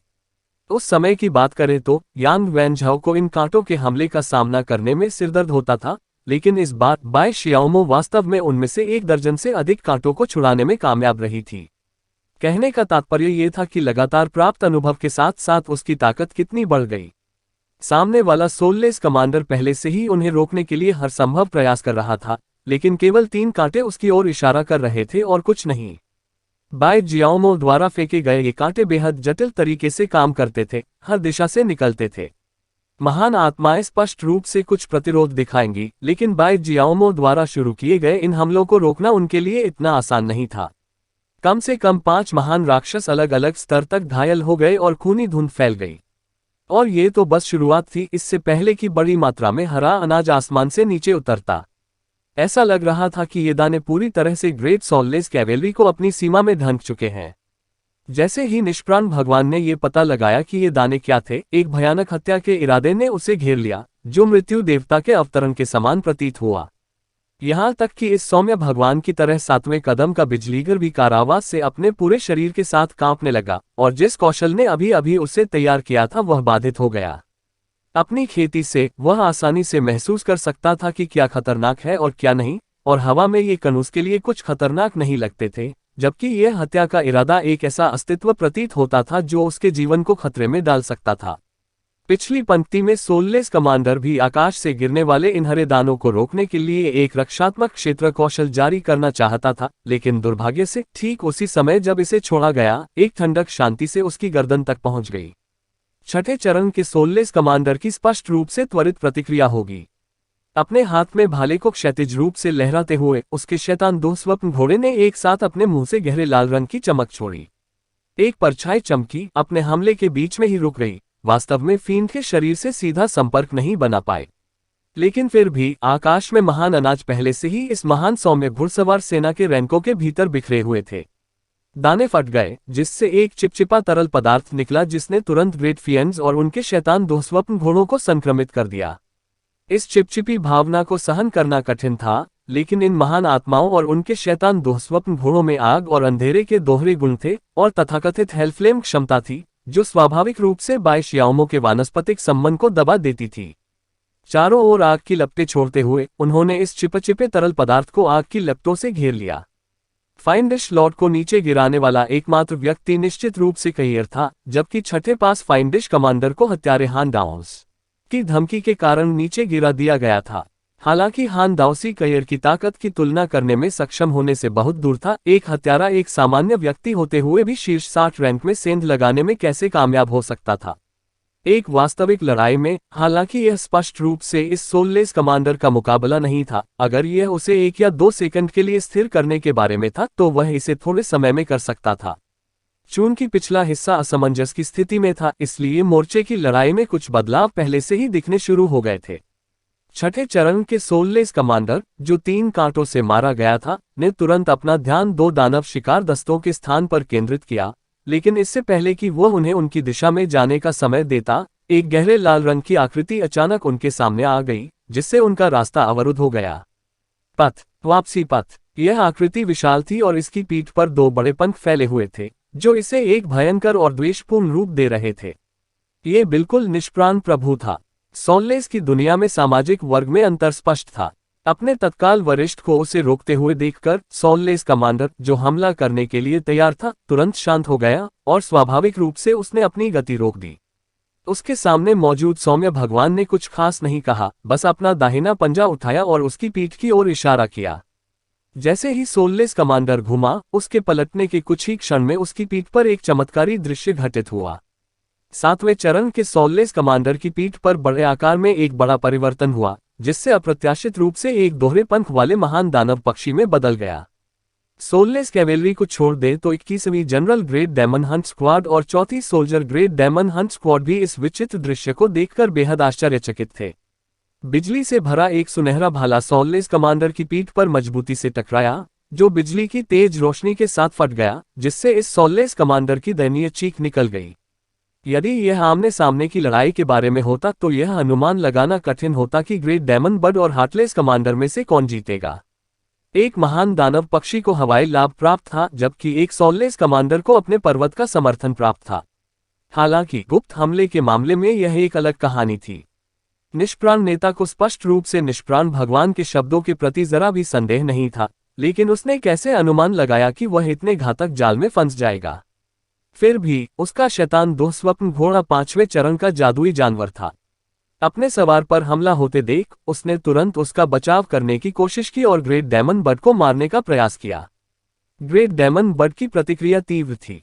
अपनी पीठ पर पंख फड़फड़ाते हुए जैसे ही उसने अपने हाथ में बिजली के भाले में शक्ति डाली, उसने तुरंत खुद को हवा में स्थापित कर लिया, क्योंकि चारों ओर शक्तिशाली बिजली की आध्यात्मिक ऊर्जा का विस्फोट हो गया। गंभीर रूप से घायल होने के कारण सोललेस कमांडर के शरीर से जलने की गंध आ रही थी और वह जिस शैतान दुःस्वप्न घोड़े पर सवार था, उसने बिजली के आवेग से मरोड़ते हुए एक दयनीय चीख निकाली। ग्रेट डेमन बर्ड निर्दोष था। उसने अपने भाले को घुमाने में ताकत लगाई, नाइटमेयर डेविल हॉर्स की लकवाग्रस्त स्थिति का फायदा उठाते हुए उसे पहले से ही गंभीर रूप से घायल सोललेस कमांडर की पीठ से निकाला। इस शैतान दुःस्वप्न घोड़े के जीवन को समाप्त करने के लिए अपने उपयोगकर्ता की दुर्जेय शक्ति पर भरोसा करते हुए भाले को उसके शरीर में बुरी तरह से घोंप दिया गया था। एक मोटा डंडा आसमान की ओर ऊंचा उठाया गया, जो सोललेस कमांडर के सिर पर मार रहा था, ठीक उसी तरह जैसे कोई लकड़ी की छड़ी तरबूज से मिल रही हो। तभी उसमें से एक रंगीन तरल पदार्थ हवा में उड़ गया। ऐसा लग रहा था मानो ये छठा चरण वाला सोललेस कमांडर मर गया हो। ग्रेट डेमन बर्ड निष्क्रिय नहीं रहा और पहले फील्ड कमांडर को निपटाने के बाद तुरंत अपने पंख फड़फड़ाए और फील्ड कैवेलरी के ऊपर से ऐसे उड़ गया जैसे कोई बाघ भेड़ों के झुंड को चुन रहा हो। मूल रूप से इस फील्ड कैवेलरी में एक फील्ड कमांडर पीछे की ओर और दूसरा सामने की रक्षा के लिए था। इसके अलावा फील्ड लॉर्ड गठन के बीच में बैठा था। सामने की संरचना, जो कुछ ही समय पहले पूरी तरह से दृढ़ थी, ऐसा लगता था कि केवल टूट गई था, क्योंकि इसका केंद्र नष्ट हो गया था। ग्रेट सोललेस कैवेलरी ताकत से रहित नहीं थी, लेकिन वह दहशत से उबर गई थी। उसके अधिकांश सैनिकों ने अभी अभी कई अनाजों से निकलने वाले तरल पदार्थ से निपटना समाप्त किया था। हालांकि कोरल के करीब दिखने वाले बाई जियाओमो के पीले पौधे न केवल कांटों की एक परत फैलाने में सक्षम थे। उसी समय जैसे ही ग्रेट डेमन बर्ड ने अपने पंख फड़फड़ाए, उसी समय एक और दर्जन बिजली के बोल्ट छोड़े गए, जबकि अनाज का एक और बैच छोड़ा गया। एक विशाल ढाल एक तरफ फेंक दी गई, जिसमें एक शोकपूर्ण फुसफुसाहट थी जिसने सब कुछ ढक लिया। उसके बल से 3 या 4 महान राक्षस तुरंत नष्ट हो गए। दूसरी ओर सिमाजियान ने अपने कर्मचारियों को हवा में ऊंचा उठाया, इस बार पागलपन कौशल जारी किया। उसके हाथ में मौजूद लाठी को तेज गति से लहराया गया। पवित्र बुलेट एरे से अथाह हमले शुरू किए गए। उसके तुरंत बाद वांग युवान आया, जिसकी विशाल दिव्य आत्मा ढाल को दुश्मन के रैंकों पर हिंसक रूप से लहराया गया, जिससे उसकी तरफ कहर फैल गया। मुख्य रूप से उन पर निशाना साधा गया। महान राक्षस जिन्होंने अपने शैतान दुःस्वप्न घोड़े खो दिए। जिस क्षण वांग युवान और सिमाजियान चले गए, डियानयान और हान यू गुफा में ही रह गए। सभी के अंदर के लोगों का जादू टोना करने का पेशा था और इसलिए उन्हें उनकी सुरक्षा की आवश्यकता थी। अपना पहला बड़ा स्पेल जारी करने के बाद यी जून ने एक के बाद एक स्पेस स्पेल दागना जारी रखा, जिससे सामने वाले योद्धाओं को मजबूत समर्थन मिला। वर्तमान स्थिति केक के टुकड़े की तरह लग रही थी, लेकिन ठीक इसी क्षण दुर्जय 7वें चरण सोललेस लॉर्ड ने अपनी चाल चली। यदि क्लेयर ने उसे नीचे नहीं गिराया होता, तो इस फील्ड कैवेलरी के पास फील्ड लॉर्ड को अपना जनरल रखते हुए उससे निपटना इतना आसान कैसे हो सकता था। हालांकि मोर्चे पर सोललेस कमांडर अभी अभी मारा गया था और अधीनस्थ सैनिकों को एक के बाद एक स्ट्रॉबेरी के मांस की तरह काटा जा रहा था। ऐसी स्थिति में निष्प्राण भगवान ने तुरंत अपना आपा खो दिया। आखिरकार वह एक गैर मानव था और वह रणनीति के बारे में ज्यादा नहीं सोचता था। जैसे ही उसने अपनी खून के रंग की तलवार घुमाई, उसका शैतान दुःस्वप्न घोड़ा अचानक उछला, लगभग तुरंत ही महान दानव पक्षी के सामने आ गया, जिसने एक 100 कमांडरों का वध कर दिया। ग्रेट डेमन बर्ड ने केवल ग्रेट फीन्स और उसके डेविल नाइटमेयर हॉर्स में से एक को भेजा था, लेकिन हमले से बच गया था। जैसे ही वह बगल में मुड़ा, उसने अपने हाथ में बिजली का भाला घुमाया। निष्प्राण भगवान इस महान दानव पक्षी से सख्त नफरत करते थे। उसकी खून के रंग की तलवार के प्रहार से 5 मीटर लंबी गहरे लाल रंग की चमक पैदा हुई, जो इस महान सौम्य पक्षी के भाले पर भयंकर प्रहार कर रही थी। दोनों के बीच की गति में अंतर निस्संदेह उस क्षण प्रकट हुआ। ग्रेट डेमन बर्ड की चीख के साथ उसके हाथ में बिजली का भाला तुरंत टूट गया और झटका के भारी प्रभाव के कारण उसका शरीर हवा में उड़ गया। एक विशाल गहरे लाल रंग की ढाल ने इस सौम्य भगवान की पीठ पर ऊर्जा खड़ी कर दी, जिससे उसकी दिशा में विस्फोट होने वाली अनगिनत सफेद चमक से उसकी पीठ की रक्षा हुई। चारों ओर घूमते हुए उसने एक खून के रंग का स्लैश लॉन्च किया, जिसमें गहरे लाल रंग की चमक थी। गहरे लाल रंग की चमक सभी दिशाओं में पहुंच रही थी, जिसका लक्ष्य कयर था, जो स्पिरिट स्टोव के हजारों वार कर रही थी। हमले ने उसे उसका सामना करने के लिए मजबूर कर दिया। एक झटके के साथ कयर का शरीर टुकड़े टुकड़े हो गया, लेकिन ये केवल एक बात की छवि थी, जबकि कयर का भौतिक शरीर पहले से ही कुछ मीटर दूर था। फिर भी आत्माहीन भगवान की अत्याचारी शक्ति ने अभी भी उसके शरीर पर तीव्र दबाव डाला। एक झटके में वह धीरे धीरे छाया में लुप्त हो गया। कयर आसानी से अपना संसार स्पिरिट स्टोव प्रस्तुत नहीं करेगी, क्योंकि इससे न केवल आत्म नुकसान होगा, बल्कि उसकी संपूर्ण आध्यात्मिक ऊर्जा का भी उपयोग होगा। ये कुछ ऐसा था जिसे उन्होंने आखिरी हिट के लिए रखा था। कयर को अपने प्रहार से पीछे धकेलने के बाद सोललेस लॉर्ड ने पीछा नहीं किया और हमला नहीं किया। जैसे ही उसने भारी दहाड़ के साथ आकाश की ओर देखा, शेष दर्जन भर ग्रेट फील्ड और साथ ही अंतिम फील्ड कमांडर भी तेजी से उसकी तरफ इकट्ठा हो गए। तुम सब वापस आओ, लियू क्षी की आवाज गूंज उठी और वह महान दानव पक्षी तीव्र गति से हवा में घूम गया। उसकी छाती पर एक गहरा निशान साफ देखा जा सकता था, जिसका मतलब ये था कि अगर उसकी प्रतिक्रिया थोड़ी धीमी होती तो पिछला झटका उसे 2 टुकड़ों में काटने के लिए काफी होता। ये 7वें चरण की ताकत थी। इसके अलावा ये सौम्य भगवान स्पष्ट रूप से 7वें चरण तक नहीं पहुंचे थे। कम से कम वह 7वें चरण की चौथी या 5वीं पंक्ति में था। वांग युवान और सिमा जियान ने उत्साहपूर्वक लड़ाई जारी नहीं रखी और जल्दी से गुफा की दिशा में पीछे हट गए। कयर और हान डाओसी भी एक चक्कर लगाने के बाद लौट आए। अध्याय 250 संसार के 6 मार्ग भाग 1। सोललेस कमांडर टिक नहीं पाया और अधीरता से हमला कर दिया। इसके बजाय उसने सौम्य की जीभ का उपयोग करके एक मंत्र का जाप किया। ये कभी तेज और कभी धीमा होता था, लेकिन एक बुरी भावना पैदा करने से इसके आकर्षण का कोई भी हिस्सा खत्म नहीं होता था। उसके शरीर से निकलने वाली गहरी लाल चमक भी और अधिक तीव्र हो गई। ग्रेट सोललेस कैवेलरी के चारों ओर सैनिकों के नीचे लाल प्रभामंडल तदनुसार तीव्रता में बढ़ गया और शैतान दुःस्वप्न घोड़े, जिन्होंने धीरे से जब भी किया, ने एक लाल चमक छोड़ी जो उनके सवारों पर प्रभामंडल को बढ़ाती हुई प्रतीत हुई। ये कहा जा सकता है कि उनके द्वारा अभी हासिल किए गए 2 दानव शिकार दस्तों के परिणाम इस तथ्य से थे कि यह एक गुप्त हमला था। कयर और हान डाओसी का लाभप्रद नियंत्रण और इलाके का उनका चतुर उपयोग था। यही कारण है कि हमला इतना सफल रहा। एक अलग कमांडर के साथ एक ही सोललेस कैवेलरी ने भी एक अलग स्तर की ताकत का प्रदर्शन किया होगा। ये सोचना गलत होगा कि 50 ग्रेट फील्ड्स की घुड़सवार सेना के साथ उनके पिछले अनुभव के आधार पर ग्रेट फील्ड से निपटना आसान था। पिछली बार जब वे दुश्मन से अन्य सभी को खत्म करने में कामयाब हुए थे, तो सबसे बड़ा योगदान हाओ यू का था, जो अपने विकार के सार के साथ थी। इस त्रिमौलिक मंत्र से आने वाली शक्तिशाली शक्ति सोललेस ग्रैंड कैवेलरी के कम से कम आधे हिस्से की ताकत को कमजोर करने के लिए पर्याप्त थी। और इस बार उनके समूह के समर्थन स्तंभ के रूप में लॉन्ग हाओचेन थे। इस बार हालांकि वे केवल 30 फील्ड्स की सेना का सामना कर रहे थे, इसमें 7वें चरण पर एक दुश्मन और छठे कदम पर 2 दुश्मन शामिल थे, जिन्हें पहले से ही 2 दानव शिकार दस्तों से मुकाबला करने में बहुत कठिनाई हो रही थी। नतीजतन असली लड़ाई तो अभी शुरू ही हुई थी। जैसा कि लियू क्षी ने पहले कहा था, उनकी रणनीति संघर्ष की लड़ाई को भड़काने की थी, जिसमें उनका पक्ष अपनी स्थिति का सख्ती से बचाव करेगा। वात्शी सोललेस लॉर्ड ने जोर से चिल्लाया और सोललेस ग्रैंड कैवेलरी तुरंत छठे कदम वाले सोललेस कमांडर के साथ अपने केंद्र के रूप में आगे बढ़ी, एक शंक्वाकार संरचना बनाई जो सीधे गुफा में घुस गई, जहां 2 दानव शिकार दस्तों ने अपना आधार तैनात किया था। बचाव करना। उम्मीदों के विपरीत सोललेस लॉर्ड गठन में शामिल नहीं हुए, लेकिन पीछे बने रहे और अपने शैतान दुःस्वप्न घोड़े पर चढ़ते समय अपनी खून के रंग की भारी तलवार उठाए। ऐसा लग रहा था कि यह युद्ध के मैदान की निगरानी कर रहा है, लेकिन वास्तव में यह हमला करने के अवसर की प्रतीक्षा कर रहा था। उनके दृष्टिकोण से एकमात्र शत्रु जो उन्हें धमकी दे सकता था वह कयर था। चोटें लगने के बाद रेड डेमन बर्ड सीधे चेन यंग र के पास लौट आया, 2 बू वू की आवाज के साथ विलाप करते हुए और शिकायत से भरे हुए रूप में। अपनी चोटों को देखकर चेन यंगर को गहरा अफसोस हुआ, लेकिन अब लियू क्षी को ठीक करने का समय नहीं था, क्योंकि उसके पास वर्तमान में अंधेरे और बिजली के गुण थे। परिणामस्वरूप प्रकाश तत्व का उपयोग करके उसे ठीक करने से केवल प्रभाव उत्पन्न होगा। विलोम। दरअसल ये वीर महान दानव पक्षी पौराणिक मिरर इमेज कीमती सुअर मैकडुल था। इस आनंद को प्राप्त करने के लिए एक महान दानव पक्षी के जादुई क्रिस्टल को खाने से पहले उसने दुश्मन को भ्रमित करने के लिए निष्प्राण भगवान का रूप धारण किया। हालांकि उसने छठे चरण के दानव के जादुई क्रिस्टल को खा लिया, लेकिन इस शक्तिशाली दुश्मन को मारकर 2 दानव शिकार दस्तों के दबाव को काफी हद तक कम कर दिया। कुछ कराहने के बाद महान दानव पक्षी तेज गति से गुफा से बाहर चला गया, जबकि उसके शरीर में विशाल बिजली की मौलिक आध्यात्मिक ऊर्जा एकत्र हो गई, जो तेजी से काली हवा के प्रवाह से घिरी हुई बिजली की एक सुनहरी गेंद में संघनित हो गई।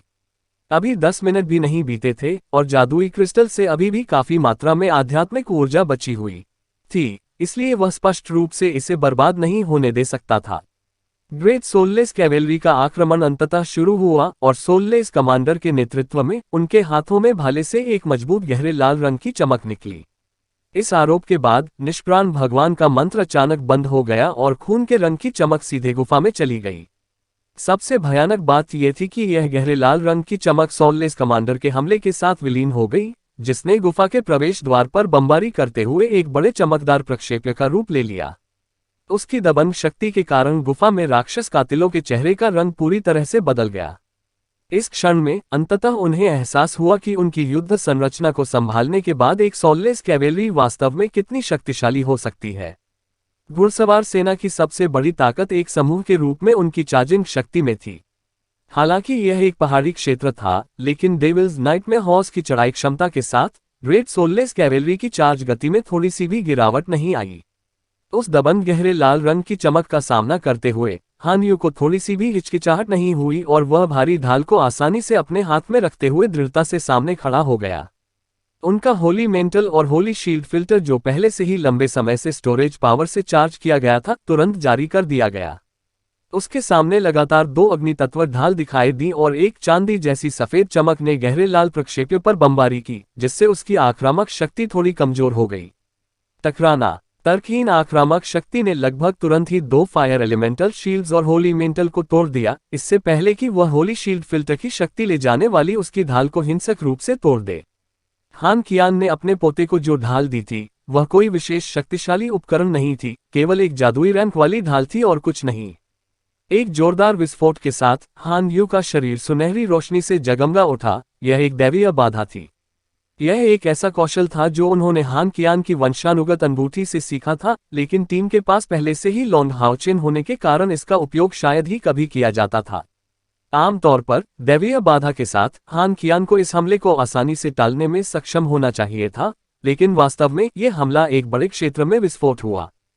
हान यू ने एक कराह निकाली और उसकी ढाल उसकी छाती पर जोरदार ढंग से टूट गई, जिससे वह फिर से दृढ़ रुख पर आने से पहले 3 कदम पीछे चला गया।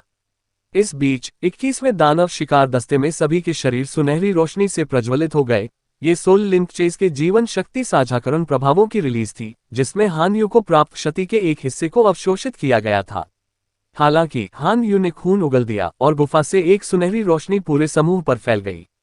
लियू शी के पुनर्स्थापना कौशल का समूह प्रभाव अच्छे समय पर आया। यह न केवल हान यू था जिसने नुकसान उठाया था, बल्कि मैकडुल भी था, जो महान दानव पक्षी से एक पौराणिक दर्पण छवि कीमती सुअर के रूप में अपने मूल स्वरूप में वापस आ गया था। इस प्रकार लियू शी की क्षमता से समूह में सभी को लाभ हुआ। हॉन यू को अपने सीने में तेज दर्द महसूस हुआ, लेकिन जिस बात ने उसे चुपचाप आहें भरने के लिए मजबूर कर दिया, वही ये थी कि लॉन्ग हाओचेन हमेशा सबसे आगे रहता था। अब जबकि वह उस भूमिका को निभाने वाले एकमात्र व्यक्ति थे, अंततः उन्हें समझ में आया कि सबसे शक्तिशाली दुश्मनों को अपनी ओर आकर्षित करने के लिए लॉन्ग हाओचेन को अपने पवित्र आत्मा स्टोव पर भरोसा करके हर पल कितना भारी दबाव सहना पड़ता था।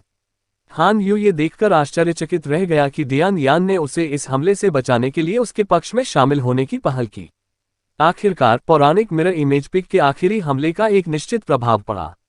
एक हिंसक विस्फोट के साथ 2 अन्य महान राक्षस सीधे प्रभावित हुए।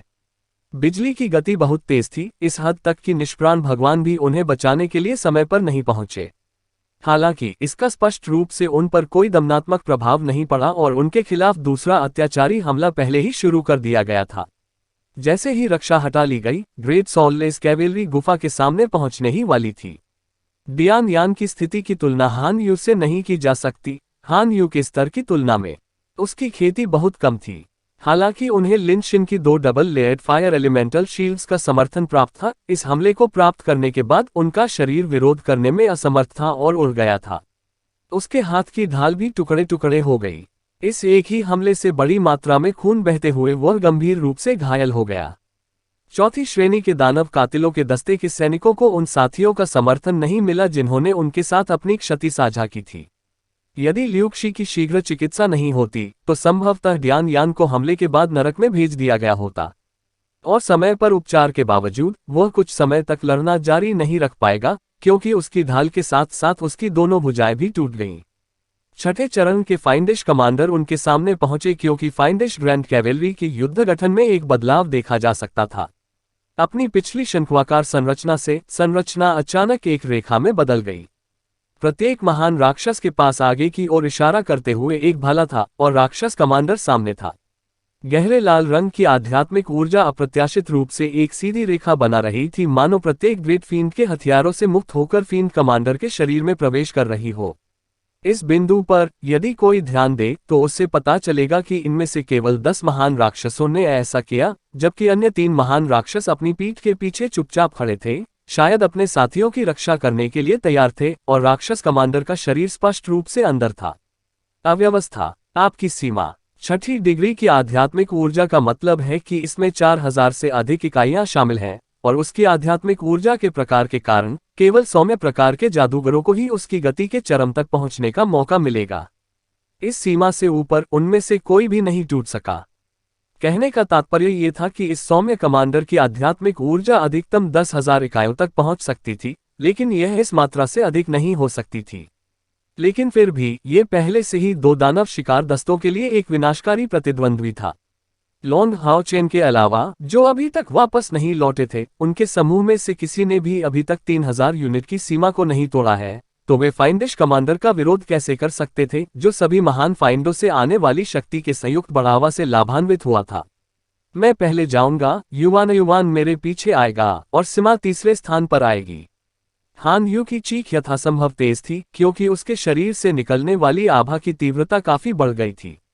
अपनी ढाल पकड़कर उसने आध्यात्मिक ऊर्जा की तीव्र तरंगें छोड़ी, एक अत्यंत शुद्ध पवित्र आध्यात्मिक ऊर्जा जो सॉलेस कमांडर के हमले में दुर्घटनाग्रस्त हो गई। धमाकों की आवाज के बीच हर कोई ये देखकर आश्चर्यचकित रह गया कि हान यू को अप्रत्याशित रूप से जरा भी पीछे नहीं धकेला गया था। प्रतिशोध की चमक के प्रभाव के तहत वह अप्रत्याशित रूप से सॉलेस कमांडर के इस चौतरफा हमले के खिलाफ ताकत पाने में कामयाब रहा। सबसे आश्चर्यजनक उपलब्धि ये थी कि वांग युवान और सिमा जियान ने उनकी सहायता नहीं की, बल्कि गुफा की रक्षा के लिए कुछ कदम पीछे हट गए। लिन शिन ने हान यू की सहायता के लिए एक के बाद एक फायर एलिमेंटल शील्ड जारी करना जारी रखा, जबकि ई जून ने हमले शुरू करने के लिए अपने अंतरिक्ष मंत्र जारी किए।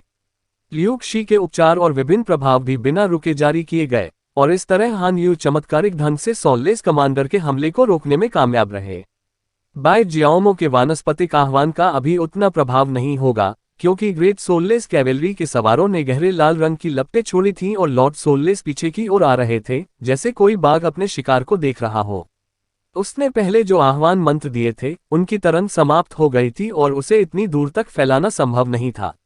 ये स्पष्ट रूप से किसी प्रकार का आकस्मिक चमत्कार नहीं था, न ही यह हान यू की तरफ से अचानक किसी ब्रेक के कारण हुआ था। शक्ति में इस अचानक वृद्धि का केवल एक ही कारण था जिसने उसे सॉललेस कमांडर के हमले को रोकने की अनुमति दी, और यह कारण उसके द्वारा ली गई गोलियां थीं। स्पिरिट ब्लास्ट पिल्स और सेंग्विनरी पिल्स के अतिरिक्त प्रभावों ने उसकी ताकत को एक नए स्तर तक बढ़ा दिया। हालांकि यह बड़े पैमाने पर खपत का साथ आया था, लेकिन इसके प्रभाव निर्विवाद थे। अपने साथियों की मदद से वह केवल दुश्मन के हमले को रोकने में कामयाब रहे। हान यू स्पष्ट रूप से जानता था कि दैवीय बाधा जैसी शक्तिशाली रक्षात्मक क्षमता नहीं होने के कारण वांग युवान और सिमा जियान भी समान गोलियां खाने के बाद भी सॉललेस कमांडर के हमले को नहीं रोक सकते थे। यही कारण था कि उसके पास टिके रहने का संकल्प था जब तक